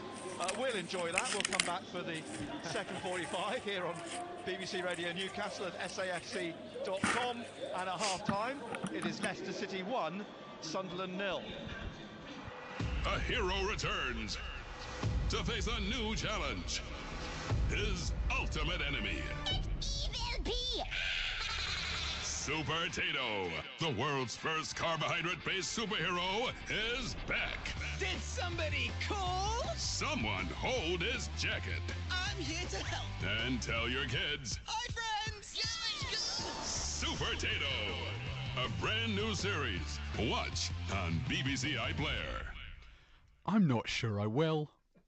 I know we're not meant to say that. Anyway, this is BBC Radio Newcastle at half-time at the King Power Stadium. It's Leicester City 1, Sunderland 0. We'll be back with Nick Barnes and Gary Bennett very shortly. Elsewhere in the Championship tonight then, at 5 other games, but not very many goals. In fact, 3 of them are goalless. So Norwich, Middlesbrough, Swansea, Watford and West Brom QPR all goalless, although West Brom Queen's Park Rangers only kicked off at 8:10. It was due to kick off at 8 o'clock. And the QPR bus was stuck in traffic, so it took them a little while to get going. In the other 2 games, though, Blackburn are drawing 1-1 away at Millwall. Wes Harding gave Millwall the lead really early on. Joe Rankin Costello equalising for Blackburn midway through the first half. And Cardiff are 3-0 up at Huddersfield. Callum Robinson, Dimitrios Goutas and Yaku Meite. So Cardiff 3-0 up at half-time. Those games are actually just starting their second halves now, really. In fact, as I say that, Middlesbrough have scored at Norwich at the very start of the second half. Sam Greenwood, formerly of Sunderland, has given Middlesbrough a 1-0 lead at Norwich at the break. In the Champions League, talking of goals that have just been scored, Arsenal have just taken the lead away from home at Sevilla as well. That one an 8 o'clock kickoff, so they are almost but not quite at half-time in that game. Manchester United, who have reached half-time at Old Trafford at home to FC Copenhagen, are drawing 0-0. In the early games in the Champions League, Bayern Munich won 3-1 away at Galatasaray. Harry Kane scoring the second of Bayern Munich's 3. Inter Milan 2-1 winners over Red Bull Salzburg. And in all the games that kicked off at 8 o'clock, I say all the games, 1, 2, 3, 4, 5, there's just one goal. Real Madrid leading at Sporting Braga, but quite a few other goalless games at half-time. Into League One then, when Barnsley are now 2-0 up on Shrewsbury, Herbie Kane and Callum Styles. Blackpool 3-1 up on Cheltenham Town. They were 3-0 up until the final minute of the first half. Cheltenham getting one back through Will Goodwin. That is just their 3rd goal of the season, Cheltenham. They are bottom of League One, as you might imagine. Stevenage winning 1-0 away at Bristol Rovers thanks to Jamie Reid. Goalless between Cambridge United and Portsmouth. Burton Albion, though, winning at Brunton Park away at Carlisle. Mark Helm after 28 minutes. Derby 1-0 up on Exeter City. That was Nathaniel Mendez-Lang who scored that one. Lincoln City 1, Charlton 1. Alfie May early on for Charlton. Hakeeb Adelakun equalising for Lincoln. Leyton Orient are winning away at Northampton. Peterborough are winning 1-0 away at Port Vale. Stephen Humphreys has given Wigan a 1-0 lead at home to Oxford United. Bolton are now 2-0 up away at Wycombe Wanderers. And Fleetwood are leading. That's almost half-time. That's an 8 o'clock kickoff. They're 1-0 up away at Reading. Bosun Lawal after just 2 minutes. In League 2, Atkinson Stanley scored twice in the first 10 minutes. They're 2-0 up away at AFC Wimbledon. No goals between Crewe and Stockport, but Salford City are 2 up away at Doncaster Rovers. Matt Smith with both of those, the first inside the opening 60 seconds. Barrow are also winning 2-0 away from home at Forest Green Rovers. It's one apiece between Grimsby and Colchester United, although as I say that, Colchester United have scored a second, so they now lead 2-1 at Grimsby. Mansfield are now 3-0 up at Harrogate. Lucas Akins with 2 of those 3-2 in the space of 3 minutes, actually. For him, MK Dons now 2-1 up on Bradford City.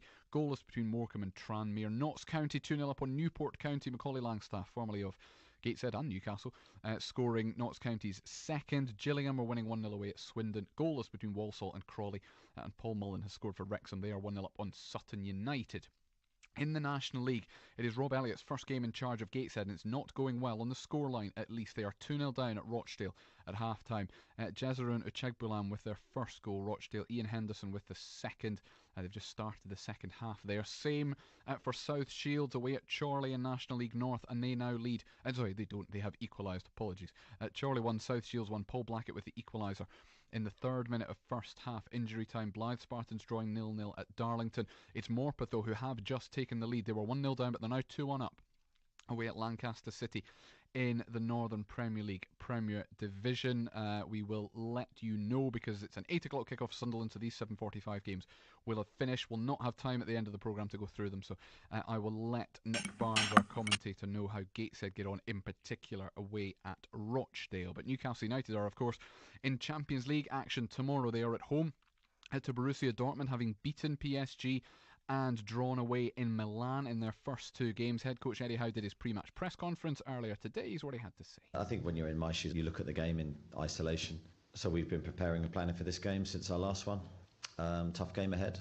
I think the beauty of the PSG game, looking back, was the whole environment created by the supporters. And I think we need to forget the PSG result, take the confidence from it, but forget it, and try and create that atmosphere all over again.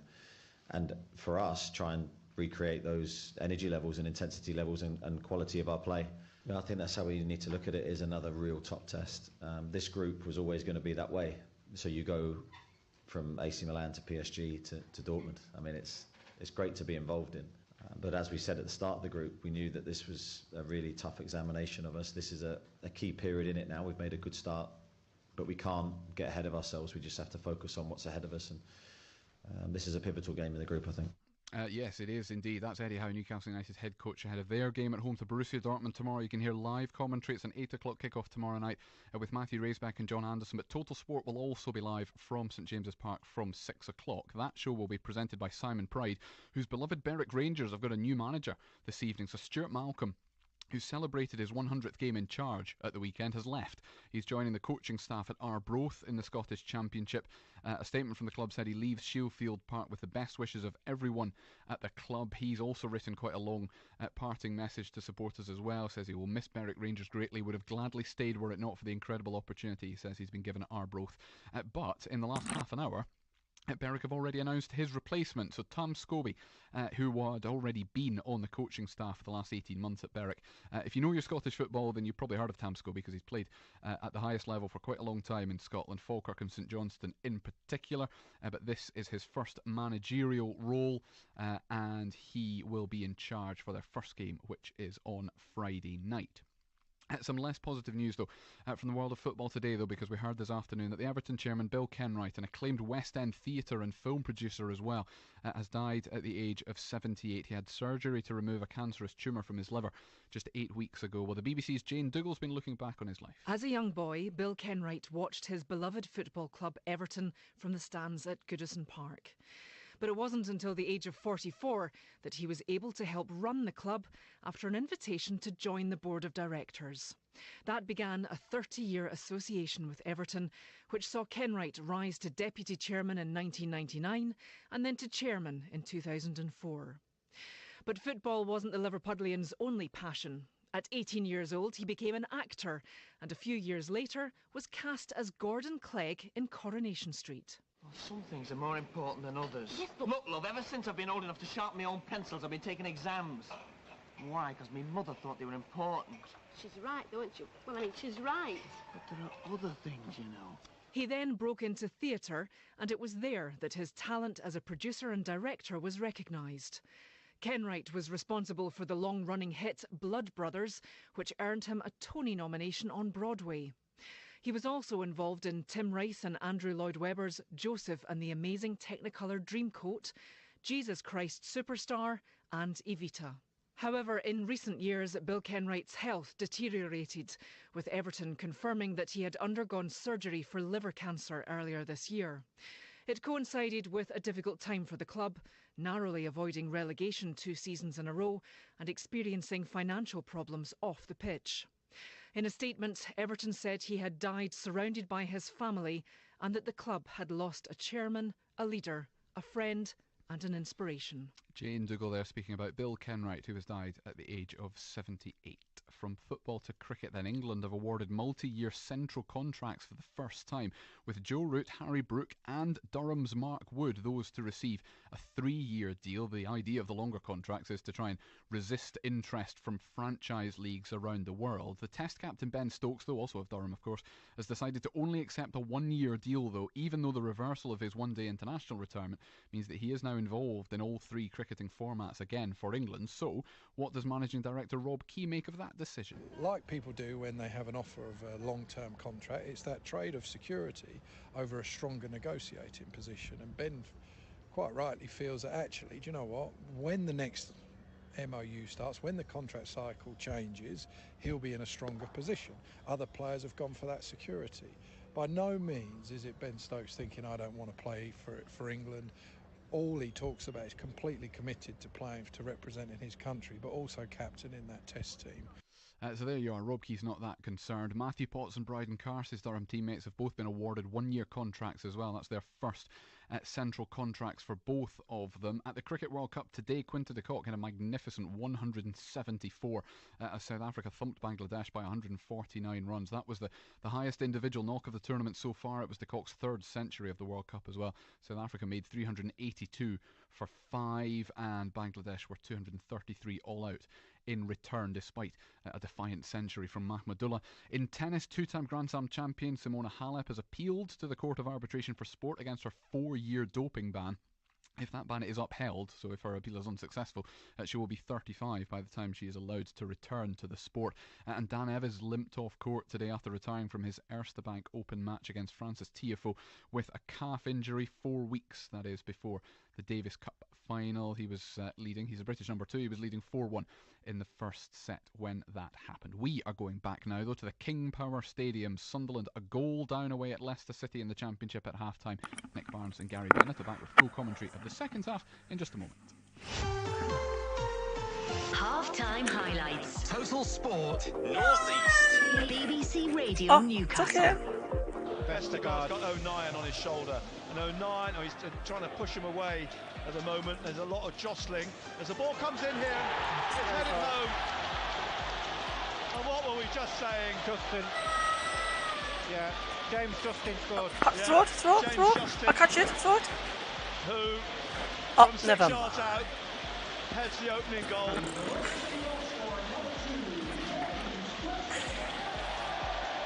And we're only 12 minutes into the game. Total Sport North East. Nick Barnes and Gary Bennett, MBE. BBC Radio Newcastle. Waiting for the appearance of the team to the second half. I gather, though, from Leicester fans that they have been surprised at Sunderland, that the fact they've probably had more possession and been the better team in the first half, but the belief is that they can't keep it up. Well, they will be able to keep it up, but I think they just need to play with a little bit more intensity, especially around that 18 yards. Lampchairs, we're still in this. They're a Premiership team last year, and we're still going. Let's just keep supporting this young team. Agree. Who's the 21% that's been drinking, says Jonathan Mark. Colin B. Good stats apart from a goal. Maybe we will get lucky in the second half. We doubt it is now. Yep, we are, but that's what happens if you keep losing games. And just a little note on social media and regarding the first half. I think we've shown, as we often do, that we can play some good football and go toe-to-toe with the best in this division. I think it's a bit of a naivety at both ends of the pitch that cost us, which is going to happen when you have such a young team. We played ourselves into trouble for the goal. We need to know when to just get it out quickly, because inevitably when we don't, we give it away closer to the goal than we would if we launched it way back to the halfway line and it came back. At least then you have a moment to regroup, and we need to spot more Burstow runs. He's making plenty. He gets into great positions but is never spotted. As long as we keep it to one, I can see us getting some joy from their keeper, who was far too happy on the bar. Fingers crossed. Yeah, that's right. I think he might even bring another forward on as well. You know, change it up top, take Burstow off, bring somebody else, try something different. You just need that little sharpness, and I think if we can get that, then we'll get back in the game. Leicester out as well now, as referee Keith Stroud, all in black in the centre at the moment, is just taking a look back over his shoulder as it'll be interesting to see how he approaches this one with Iheanacho and Ballard as well in this second half, because it's been a good battle. Iheanacho is on a yellow card, of course. Dan Ballard, as we mentioned in the first half, is on 4 yellow cards. So they're walking a bit of a tightrope, but I think, you know, football's football. Ballard's going to get that yellow at some point. As the referee gets the second half underway through Leicester, eventually getting it back to their goalkeeper, Mads Hermansson. Ballard gets a touch with his head on the clearance from the keeper. It's all the way back to Patterson, who's in yellow away to our right. Hermansson's in lime green to our left. A sellout Leicester.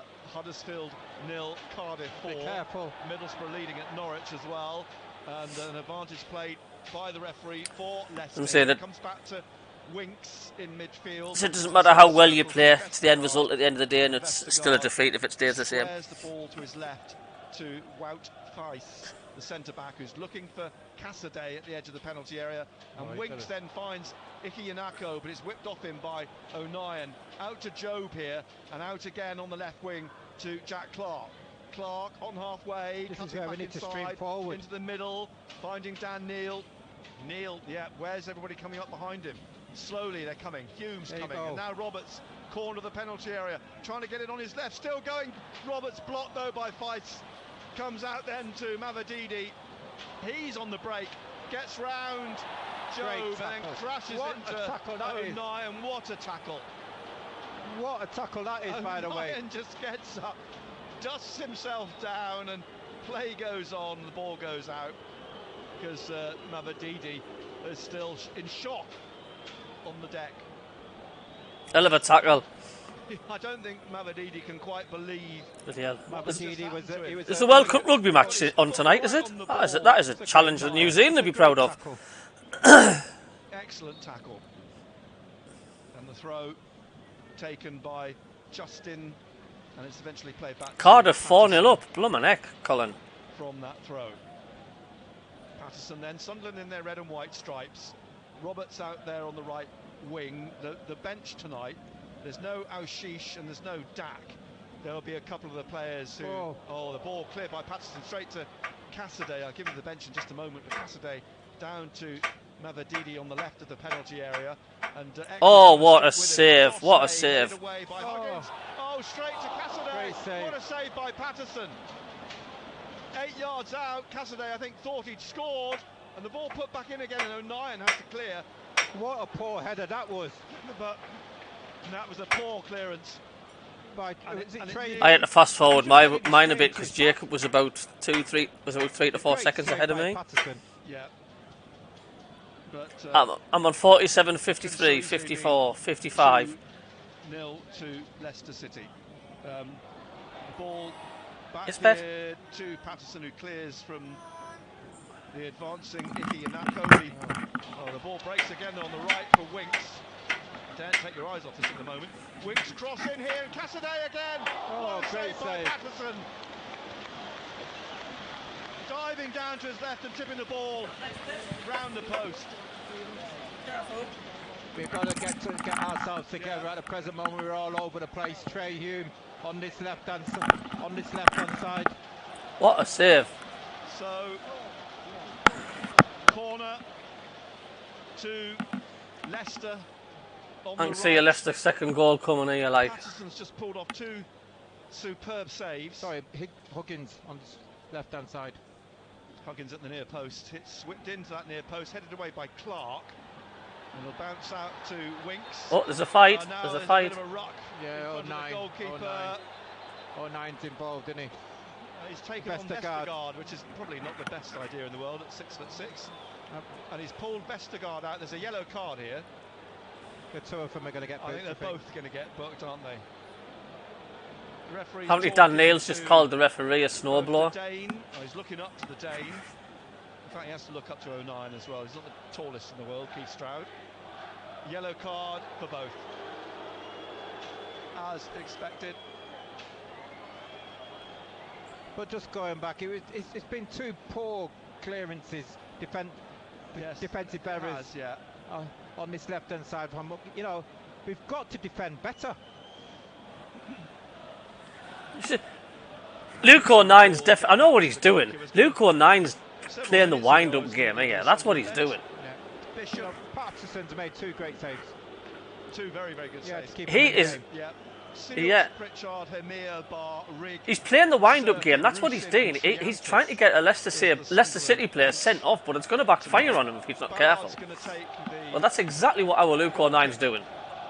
Drives this to the halfway line. Vestergaard gets his head on it, and then so does Hume back towards Burstow. Gets it down to Neil. Great pass. He's looking for the run of. That's right, Colin. He's just said his mother's a snowblower. Bounce off a divot, I think, in front of Clark, and that just took it away from him, which is a bit unfortunate. Played out at the back by the goalkeeper, wide to Justin, the right back. Back from Huggins to be cleared by Vestergaard. Another throw to Sunderland. On this left-hand side, Huggins getting the ball. Enzo Maresca had one to throw back, but he just drops it to the feet of the 4th official. Oh. And then it's just kept in on the touchline by Huggins. Oh, getting Carlisle's equalised. By Fatawu for another throw. Scruffy. And next finds Ekwa. Bounces up awkwardly from him. He still managed to hook it away to the right, looking for Roberts.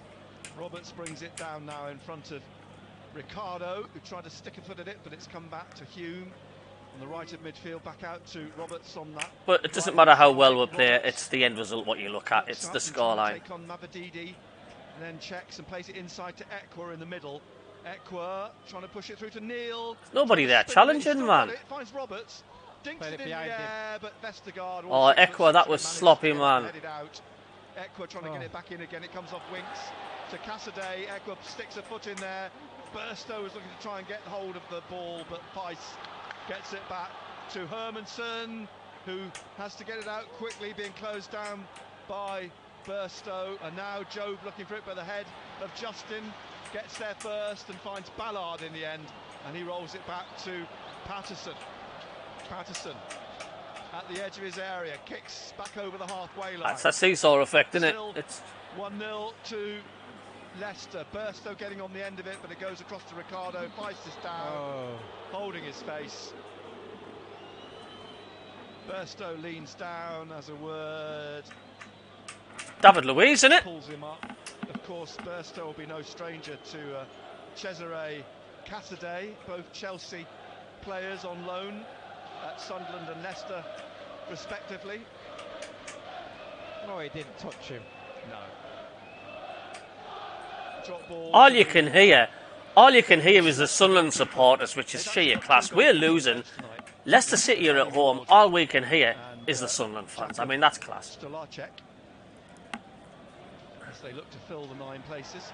O'Nien clears on the shoulder of Mavadidi, who sits and puts his arms out in the air looking for a foul. Hume then does foul. He's playing the ball. Dewsbury Going to get booked. Yellow card for Hume. Paul Mellish just says, how much does this team miss Amad Diallo? Just short of the halfway A lot. line, 54th minute. Dewsbury Hall picking himself up. Kitchen. 1-0 still. It's getting quite spirited, the game at the moment. It's not over by a long stretch. No, Is that a kitchen light off, son? But, you know, Sunderland is still in the game. Yeah, whilst it's 1-0, You know, it's very important. I think they keep it to 1. Here's Vestergaard looking for the run of Fatawu on the right wing. The Ghanaians offside. The club's totally got under his skin and wants to come back, huh? As we approach the 54th minute, Leicester 1, Sunderland 0. We're live on BBC Radio Newcastle, and of course tomorrow night live football from St James's Park with Razor and Ando. Newcastle United against Borussia Dortmund. Here's Justin on the right-hand side. Total Sport every night. Well, I tell you what, there's nothing to choose between these two sides apart from the scoreline. I can't, when I'm watching this game so far, and I can't turn around and say, God, we are playing an absolute top-class side here, because we are matching these. But he's managed to dig himself out of it and find Joe. Go wide. Short ball to Neil, and Neil looking for Roberts. Roberts now dribbling at Ricardo. Roberts into the penalty area, and the ball takes a ricochet off the defender behind for a corner. And that's why I start talking about belief, breaking with a little bit of pace. A fifth Sunderland corner from the right-hand side in front of the Sunderland fans, the 3,500 of them that made the journey down the M1. And Neil swings in across the short corner, headed away though by Cassidy, out to Winks on the right-hand side here, and Winks just has to check in front of Ekwa and play it back behind him to Justin. Justin looking to swing it across to the far side, straight to Roberts. No, they're not, Roberts in front of Mavididi. Mavididi trying to stick with him, and he's out on the touchline. Mavididi is, in the end, the player that wins the throw. And I think that's suiting Sunderland more, to be honest with you, because they're coming at us. Left-hand side, the possession stats are very close. 53% for Leicester, 47% for. But that danger's always there from Leicester, though. They've got that quality. They give them that inch and they'll punish you. They've had 5 on target, we've had 3 on target. Yeah. So it is close. It just shows you it's finely balanced, but Leicester have that crucial thing called a goal. Now in the middle, Cassidy through to Dewsbury Hall. Dewsbury Hall wide on the right with Fatawa. Fatawa has Huggins in front of him. Huggins, well, he's gone round him, gets to the byline. Huggins goes down to close him down again. Fatawa pulls it back to Dewsbury Hall at the corner of the penalty area with Justin. He plays it into the middle, just in front of the centre circle to Vestergaard. And then to Ricardo, who's drifted into the middle. Winks plays it out to the left. Faust on the left wing, on halfway. The centre half back into the centre circle to Vestergaard, who's looking for Tawu, but it's cut out by the head of Huggins. Straight low to Justin, and James Justin plays it out wide again to Abdul Fatawu, who's on loan from Sporting Lisbon, down to the goal line where Ballard makes a block on Justin, and it's a corner to Leicester. He might be looking to freshen things up. Tony Mowbray. Yeah, you know. Yeah, we think about the hour mark usually, don't you? But yeah, you know, he's got Cirque in there. Pritchard was just warming up, but I can't. The bench is just hidden slightly below us. Corner then. Concentrate. Dewsbury Hall from the right-hand side here in the 58th minute, towards the far post, but straight into the hands of Patterson. Patterson comes out to the edge of his area, bowls it out now. That's it, get up there, go on. Here oh, what was that, man? Halfway line. Forwards he goes, looking for the pass through to Clark, but there were 4 Leicester players in the end. One of them was bound to cut it out as it went through, and they did. Cassidy now trying to get forwards on the halfway line. Turns it away from Job and Burso, back to Winks, now forwards to Dewsbury Hall. Good challenge by Dan Neils, penalised. Referee says it wasn't a good challenge. Free kick to Leicester on the right of the centre circle. Winks takes it back to Vestergaard, and Vestergaard plays it wide for Tawu, just inside the Sunderland half. Swings it through the middle, looking for Ihi Yanako, but it's swung away from him and back through to Anthony Patterson. And Patterson drops it at the feet of Luke O'Nien. Out to Hume on the far side, and lifts one up down the right wing, looking for Dan Neil. Love it. Plays it back to Feist. Burstow chasing into the penalty area. It comes back to the goalkeeper, passes it out to Vestergaard, and now Roberts trying to put pressure on Feist. Played out though through the middle. Ike Inako on the shoulder of, as always, of Dan Ballard. Then Cassidy out wide to Fatawu. Fatawu's got Huggins in front of him. Tries to swing a ball into the path of Ike Inako, but guess who's back? Ballard to slide in and turn the ball back to Patterson. Great play again by Dan Ballard. Roll to Luke O'Nien. O'Nien down the touchline to Roberts, looking for Neil, to Hume. Hume goes down, wins the free kick. One too many touches on him. Tony Mowbray. Well, that's my favourite colour anyway. That fluorescent yellow. Mike Dodds and Tony Mowbray looks down the line. Looks at Just who's love it. warming up down there. Pritchard and Rigg. So I wonder if that change. Oh, Equa, man! Pritchard's deep in conversation doing? with Leicester substitutes. Here's Ricardo back behind him to Winks. And Winks just turns away from Burstow. Jobs chasing Feist. It's played to Vestergaard. Forwards through the middle by Ricardo. Eventually out from Cassidy to Fatawu. Fatawu. Huggins sticking with him. Fatawu trying to swing it across to Mabadidi. Hume gets in front of him, heads it away. The chase for Roberts is on it. Go on. Feist in front of him. Roberts trying to cut round Feist and off the Belgian for a throw. Come on, man, get up. That's not a foul. Quickly taken on that far side. Neil thinks it was pushed in the back and down, but the referee doesn't think so. And so away comes Mavadini, lays the ball off to Winks, and now to Cassidy, up over the halfway line. Equa behind him. Cassidy's still going, and he's rolled it through to Ike Inako, who's put it wide with his left foot. It was going wide. The moment it left his boot, you could see it was going to go several yards wide of the left post, and it did. And you feel that he's getting a little bit stretched now, the game, innit? Yeah. In the 61st minute, Leicester still lead 1-0. Here on BBC Radio Newcastle. Patterson passing the ball to O'Nien on the right of the penalty area. I'll tell you what, if Sunderland lose against Norwich at the Stadium of Light, I think there'll be some questions starting to get asked, because, you know, we've lost against Stoke and we're poor, and Norwich form's absolutely awful as well at the minute. And if we can't beat them, or we'll lose. Some are not right. And it's played again by Ricardo to Winks, and Winks to Dewsbury Hall again, and back to Winks just in front of the centre circle. Across here on the right to Justin, back to Vestergaard on the halfway line. Leicester all in blue, the Sunderland fans singing, still behind the team over on that far side. No, absolutely. It's not acceptable. 5 defeats on the trot. It's not. Closed down by Fatawu. Up to Clark again. He lays it back off to Job. Job looking for the run of Roberts. Roberts takes it down beautifully. Still going into the penalty area. Roberts stumbles slightly, puts it back to Neil. Takes a deflection off the ice over the head of Clark, and it'll be kept in by Justin. Just wouldn't fall for Sunderland. What a run by Roberts though. Now out to Cassidy. It breaks for Neil.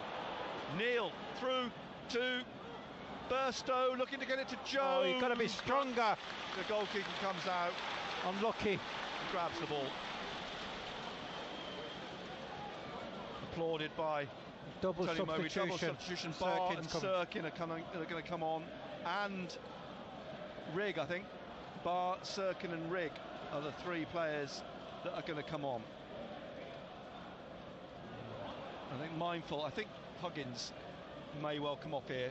Yeah. I think they're mindful of him being, tired out by constantly having to marshal Fatawu on this left-hand side.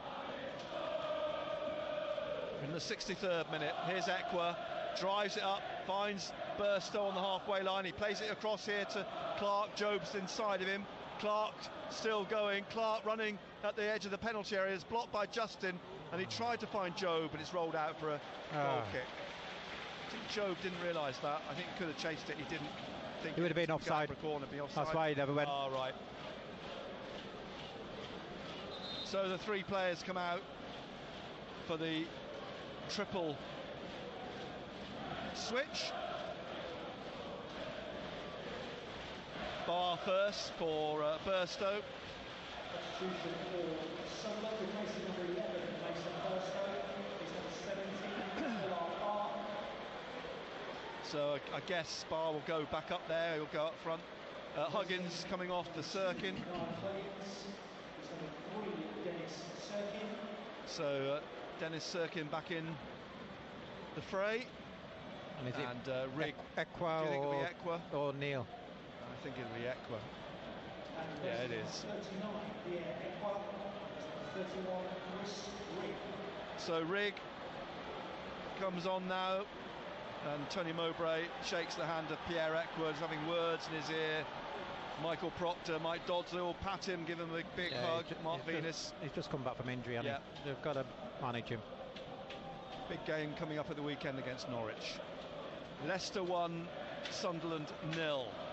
65 minutes coming up shortly. Leicester going to make a change as well. There's Neil beaten in the air by Cassidy. Sirkin immediately into action with Fatawa, comes away with the ball and is fouled by the Ghanaian. Dennis Sirkin in his bright orange boots, and Fatawa was pushed away by Sirkin, takes the free kick, tying up the laces on his boots. Hume in the middle, back to Neil, and back again to Ballard. Ballard back to Patterson. Passing it out to O'Nien. Tony Mowbray's just had a word with Barr. It's back with Patterson. Passes it out straight to Dewsbury Hall. Wasn't a good clearance. Dewsbury Hall to the goal line, pulls it back, Neil clears it. And now Rigg runs onto it and trying to get it out to Roberts, but lifts it over his head for a throw to Leicester on the far side, on their left. 66th minute.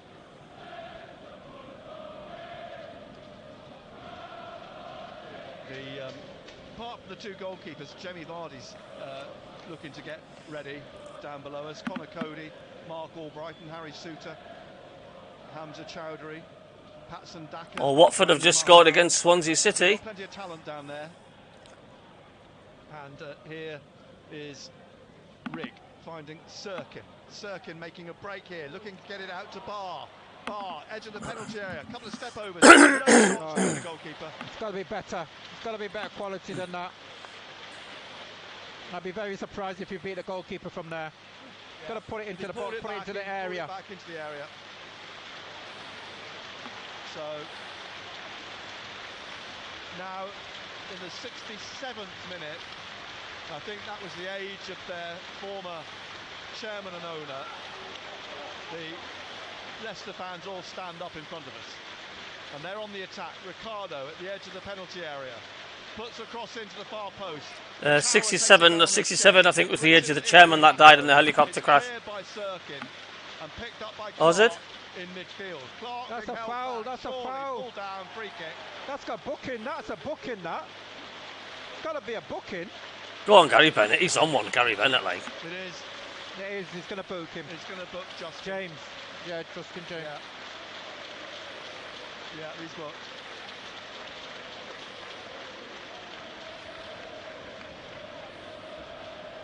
So 68th minute now. Vardy is going to come on for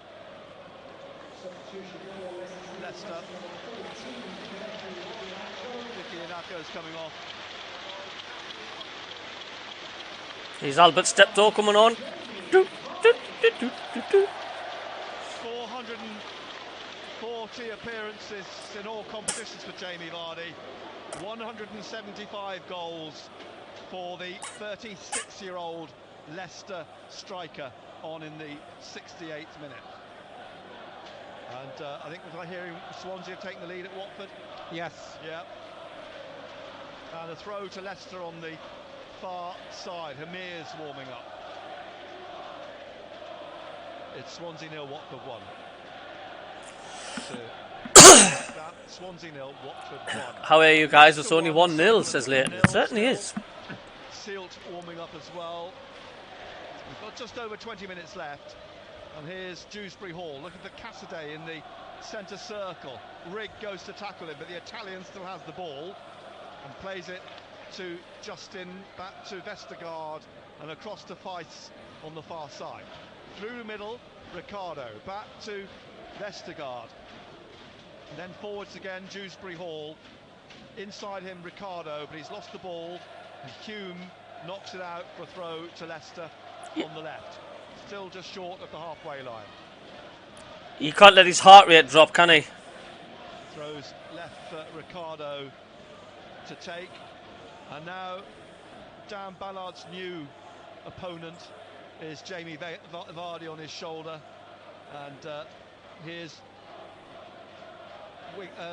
Dewsbury Hall through Cassidy, out to Fatawu, back into the middle to Dewsbury Hall. Rigg pushes him over, but the referee's let play go on. He's played the advantage, and he plays it back to Winks. Ricardo through to Dewsbury Hall again. Behind him Winks, then Dewsbury Hall. He has to stretch, comes off Dan Neil for Cassidy. Vardy trying to knock it past Ballard. Ballard, though, has got the better of him. Oh, he's goes down, that. but then Vardy's won it back for Fatawu. Fatawu on the right-hand side here now, down towards the corner. Sirkin in front of him. Fatawu trying to go past Sirkin, and he's gone down. And the flag. It's given a foul. He must be outside the box. Must have been just outside the box. Well, he was falling. He was falling 5 yards outside the box, and then up in the box. Free kick. A yard outside the penalty area. Well, we look at it here. Goal line. Gone past. He pulled his shirt back outside the box. Sirkin. Close. Then he went down. Yeah. But the initial shirt pull was outside the box.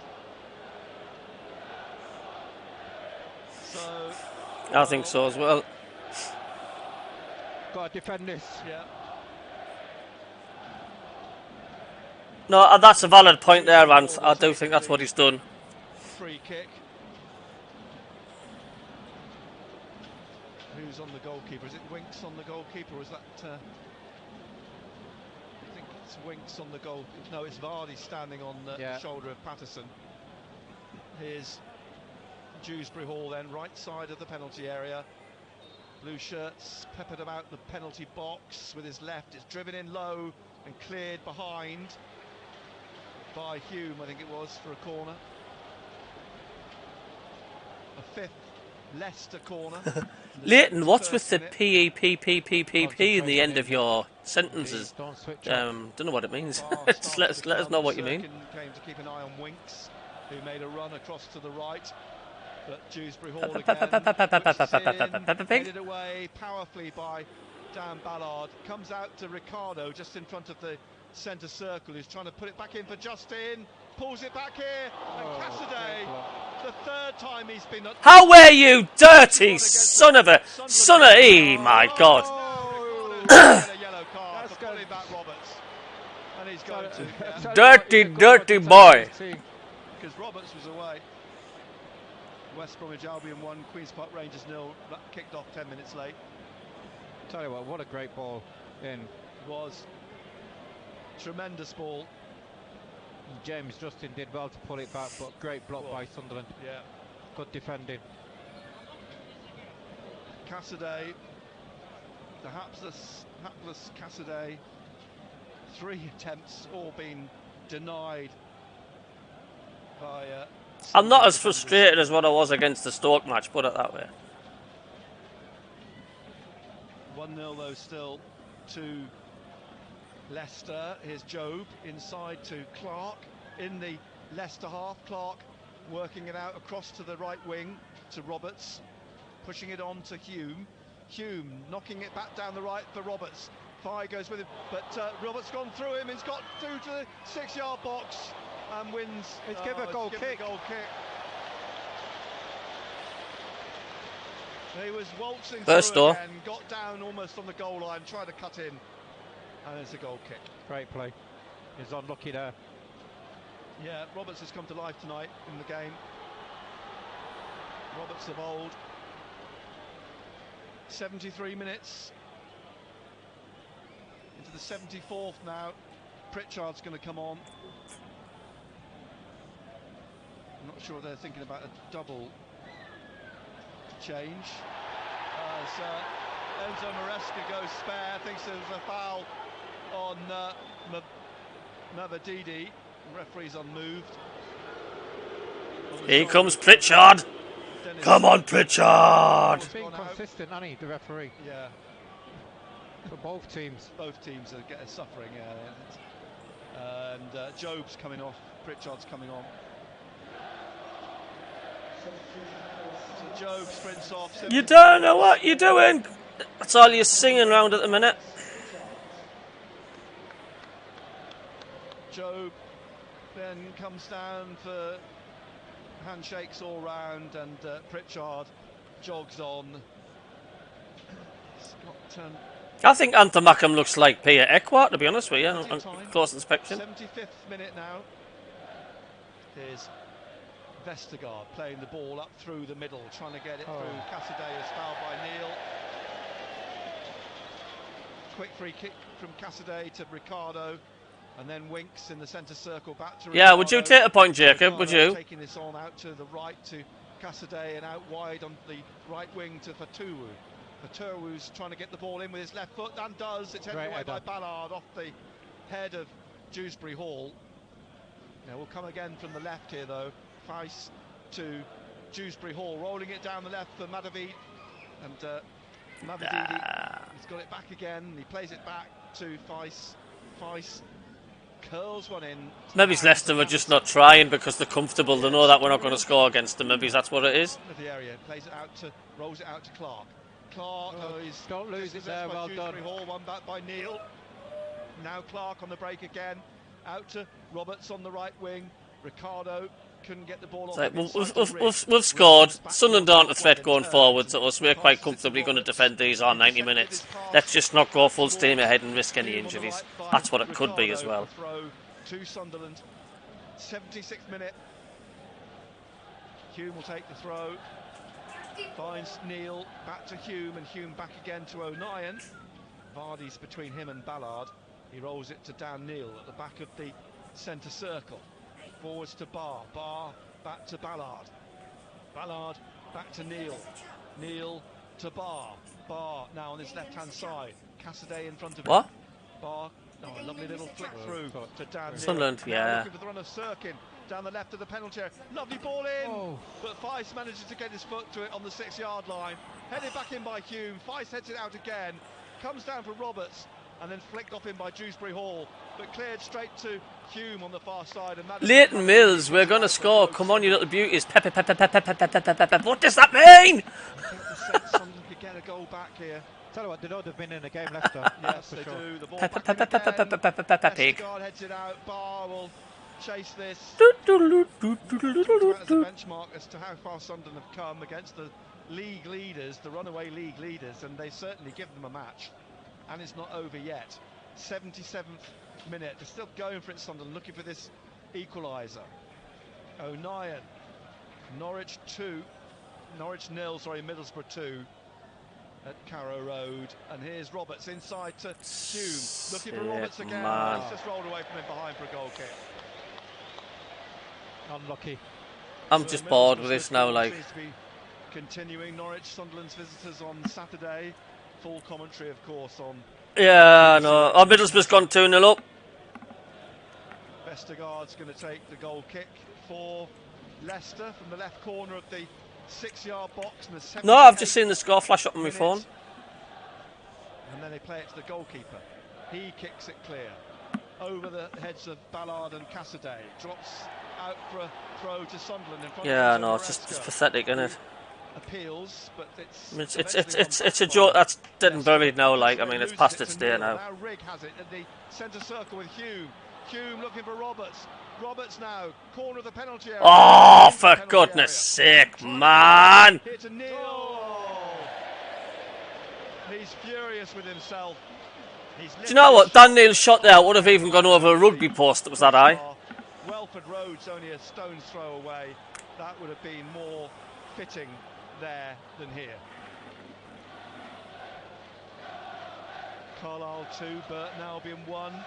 Could be a big 3 points for Carlisle at the Brighton's coming on. bottom of the League One. Mark Albrighton's going to come on.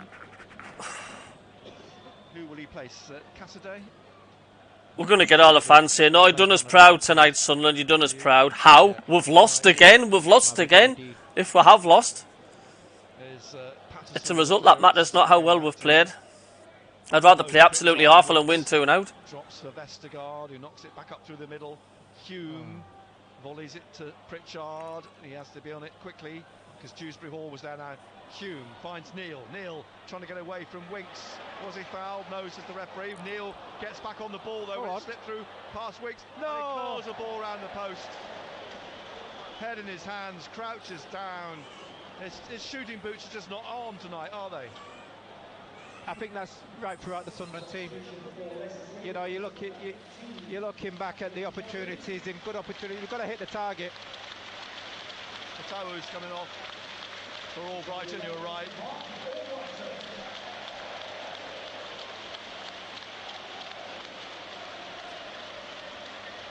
So Mark Albrighton, he's been a Leicester player since 2014. Comes on with 10 minutes to play. Had a spell last season on loan at West Bromwich Albion. Oh, get in. Carlisle's just took the lead. Big kick up onto the head of Dan Ballard. Up goes Rigg in the middle with Ricardo. Vestergaard heads it forwards again. Looking for Vardy, headed away by Ballard to Neil. Neil gets it out to Roberts on the right wing. And Roberts, he's taking this on now, trying to get away from Mavididi. I know. He's still going here, but Winks blocks him, and Winks comes away with the ball. Winks out to Dewsbury Hall on the left. Vardy looking to make his run through the middle, and the ball, I think it'd have been offside. Yeah, I know, they've just scored. Middlesbrough 2-0 up. And over goes Mark Albrighton, and it's a throw to Sunderland. Blackburn have beaten Millwall 2-1. Yeah, it's all right saying we've played well tonight, but you're still a loss in it. There's still just 3 defeats on the trot, and it's going on Tony Mowbray's record. One that Millwall won. I can't see a score tonight. We've just haven't got our shooting boots on at all. Leicester penalty area. Just everything. Still has it. 2 blue shirts in front of him. Keep it down. Just every time we're striking the ball, it's wide, left, right, over the bar, left, right, too weak. It's just over the crossbar from 18 yards from Dennis Sirkin. That's 2 or 3 occasions where we could have kept his shot down. Worked the goalkeeper. Yeah, in fact it was a good yard or 2 over the top. West Brom 2, Queen's Park Rangers 0. Swansea have lost at home again to Watford tonight, 1-0. So do you reckon the pressure will be on Tony Mowbray if we lose against Norwich then? Straight up through the middle. Mavididi moaning at the referee. I think about Luke O'Nien again. As the ball comes out to Rigg. Tries to get it to Roberts. He plays it off Ricardo. That's got to be a Sunderland throw, it is. Coming up to the 83rd minute. It's hurled back to O'Nien by Hume, across to Ballard. Back to O'Nien, trying to get he's passed it straight to Mavididi. You're right, Jonathan, no end product tonight. That's how many seasons have we been seeing that though? Back again to Ricardo, and back almost on halfway to Winks, and Winks playing it through to Ricardo again, back to Winks, back again to Vestergaard. Rigg trying to close it down, and Clark and Pritchard, but it's cleared by the goalkeeper. Up towards Cassidy, comes down off Sirkin for Neil on this left-hand side, trying to get it down the line to Barr. Barr cutting inside now into the middle, finds Clark. Clark he's going. Has it at the edge of the penalty area. Oh, here we go again, man. And Pritchard gets in front of the keeper. Keep it Barr puts it over. Nick, how many times have we said that? Keep it down. Gary Bennett's just went, keep it down! Head in his hands. Pritchard, who got it off the keeper. Barr puts it over. What is the matter with the players tonight, like? Pass the ball in, Nick. Yeah. What are you doing? Last few minutes. But they're not even close when they're shooting. They're not even close. They're like miles out of the bar. Kick from Hermanson headed away by Ballard to Pritchard to Neil, back into Pritchard, trying to find Neil, now down the line again to Barr, keeps it in, cuts inside, but it's Vestergaard who cuts across and gets it clear to Winks. Winks back to Justin, and eventually out for another throw to Sunderland on this left hand Come side. on, the oil rig. Come on. Give them credit. They're having a right go in the second half. Yeah. And again, it's that belief. Here's Pritchard trying to get away from Albright, and it comes back round. Justin gets back in front of Pritchard and plays it back to the goalkeeper. Up to the halfway line. Ballard, it drops over him and Vardy, back to O'Nien, and then out to this left-hand side. Oh, where man fucking it. Picked up by Albrighton. Albrighton trying to swing it up through the middle. O'Nien heads it away from Vardy. And out to Neil. Go on! Go on! This left-hand side. Back inside great pass. To Neil. Now trying to thread it through to Barr. He'll be offside. He must have been offside. He was a yard or two off. But they're giving all they've got here to try and get this equaliser. I think we start. Still a bar, man. You were a good 3. You were half a mile offside there. The way they're moving the ball, a little bit better running off the ball. But you've got to say, a final pass or finishing has been poor. Yes. That's what it's been lacking. Yes. It's. Well, I still think they might get something. They've got 5 minutes. There'll be time as well. I mean, Leicester, we said before, no, they've been in a game. You know, they want the whistle. It's finished Huddersfield 0, Cardiff 4 this evening, I should say. And the ball back with Patterson. He kicks up towards halfway, it drops over for Justin to clear. Albrighton on this right-hand side, Sirkin in front of him, who gets a foot to it, knocks it out for a throw to Leicester. They're in no rush. No, they won't be. 86th minute. It's finished Norwich 1, Middlesbrough 2. And their good run continuing. And Justin with a throw. Looking for Albrighton.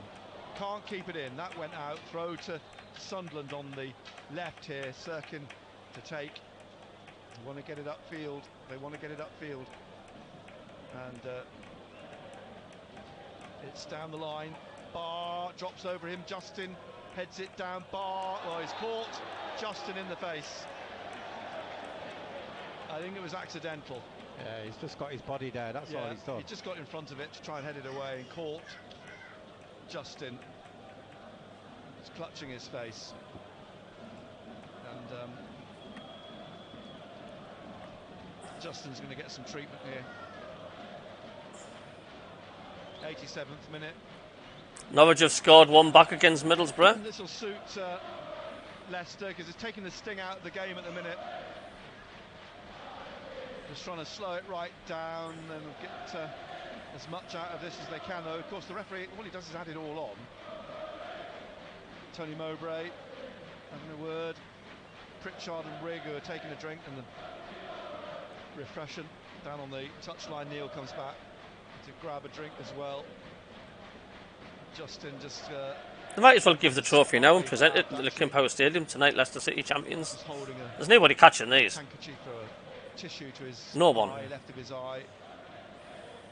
This is in good enough spirits, talking to Jack Clark, who's leaning over him, as is Pritchard, and Barr is helping Justin up.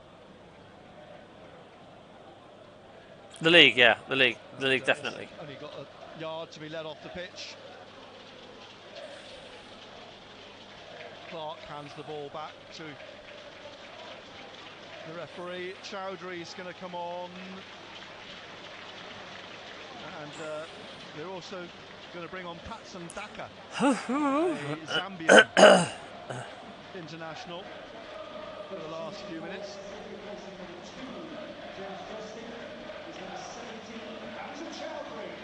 Big win for Carlisle tonight. They've beaten Burton in League One. So, and Mavadidi's coming off. And Patson Daka will replace him. Both those substitutions coming then with just a couple of minutes of the 90 left to play. Leicester still leading 1-0 in the 89th minute. Free kick, which Chowdhury takes and it's headed away by... Who's saying 1-1? There's a free kick. Referee's blow. They'll get an opportunity. Always get one more chance. They'll get one more. Time will be added on. There'll be a good 3 or 4 minutes at least, you'd think. As Neil gets a touch in the centre circle. Well, Rigg gets a touch in the centre circle. O'Nien quickly gets it forwards. Pritchard back to Neil. Neil to Sirkin on the left-hand side here. Sirkin to Barr, but Chowdhury leaps in front of him and stabs it out. Sirkin forwards to take the throw, just a few yards down from Tony Mowbray. Back to Ballard, and Ballard will play it into the middle to Luke O'Nien, and Patson Daka, a bit of pace on him. He whipped in to try and get the ball, but it's played out. It's out for a throw to Sunderland on this left-hand side. In the last minute, how much time is Keith Stroud going to add on at the end of the game? Leicester leading 1-0. Comes back to Ballard, plays it back to Patterson. Come on, lads, late ball. Goes to close it down. Out to O'Nien. O'Nien, Clark's in the middle. Barr's calling for it. Out on the left. Goes out to the right. Roberts back inside to Clark. Back to Roberts. Inside now, looking for Hume. Gets there. Finds Clark. Clark back again to O'Nien. O'Nien squares it to Ballard. Up to the halfway line. 5 minutes will be added on. Into those now. Barr on the left here with Chowdhury, who gets it out again.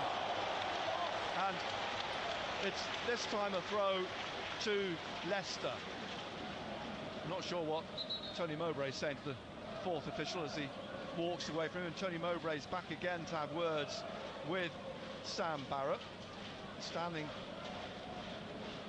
in his ear, and I don't know what the conversation's about, but looking at a piece of paper. I think it's on about the injury time. 5 minutes, he's saying, where do you get that? Not enough. You know, you look at the substitutions they've made. Yeah.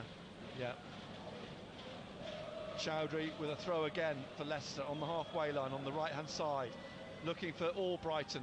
It's nodded back by O'Nien. Rigg back to Patterson. It's nearly a minute of 1 minute of the 5. Back to Patterson and out to Ballard again here on the left-hand side. Ballard bringing this out, and out wide to Sirkin. Sirkin, Vardy trying to get back to him, pulls him down. Vardy, I don't know, he's having words with Sirkin as he walks past him in his blue under t-shirt and gloves. Vardy, the free kick taken, it's out to O'Nien and out wide on the right to Roberts. Roberts back onto the halfway line to O'Nien. Back across to Neil on the left.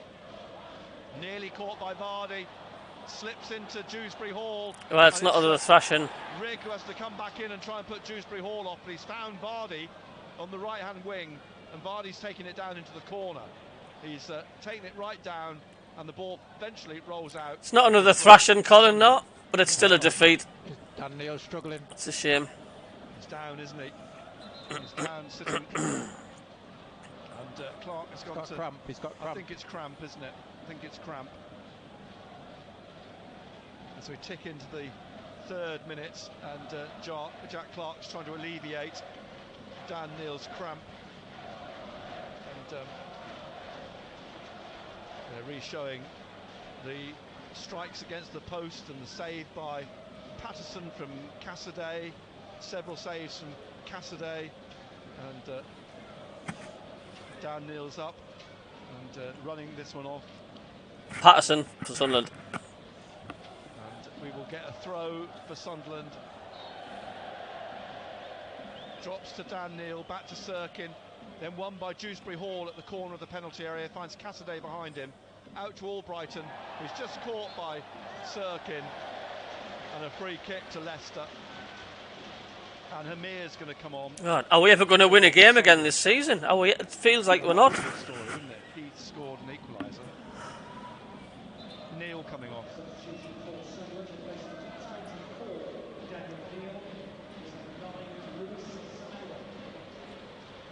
So Dan Neil comes off, Vermeer comes on.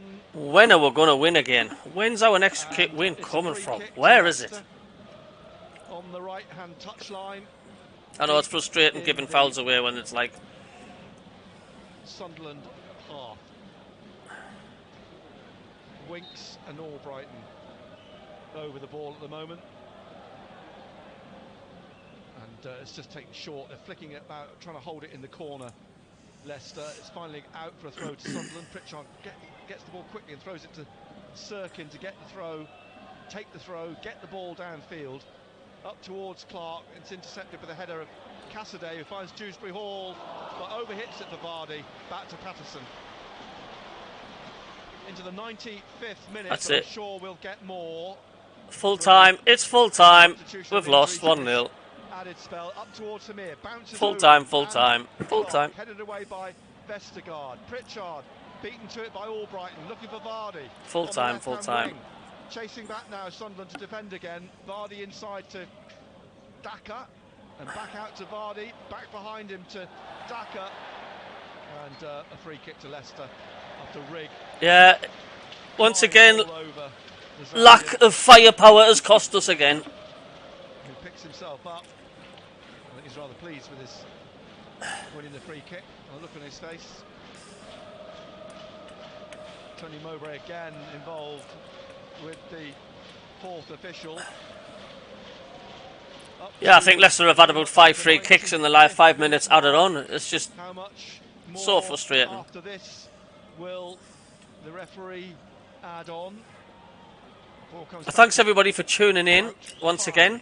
Up to Dewsbury Hall, back to Still a defeat though. He's got to get this upfield now. Throws the ball. Still a defeat though, Dov. Don't really matter. We've lost. We've lost. Through the middle, looking for Hamir. Vestergaard heads it away. Rigg nods it away to the right to Hume. Hume on the halfway line wide, trying to get the ball forwards again towards Hamir. He's beaten again by Vestergaard. Win the ball in the air. Comes down to Dewsbury Hall. Now bounces for Rigg. He manages to find Pritchard. Pritchard out wide. It's intercepted before it reaches Barr. Pritchard wins it back again for Barr. That's it. The pressure's going to be on Mowbray on Saturday. He didn't play much after that, did he? No. 46 seconds he played. Unbelievable. Leicester cling on. Leicester have hung on. Despite the best efforts of Sunderland to find an equaliser. Leicester have hung on. Right, see you later guys. Thanks for tuning in. There's no point hanging around because we've lost. Absolute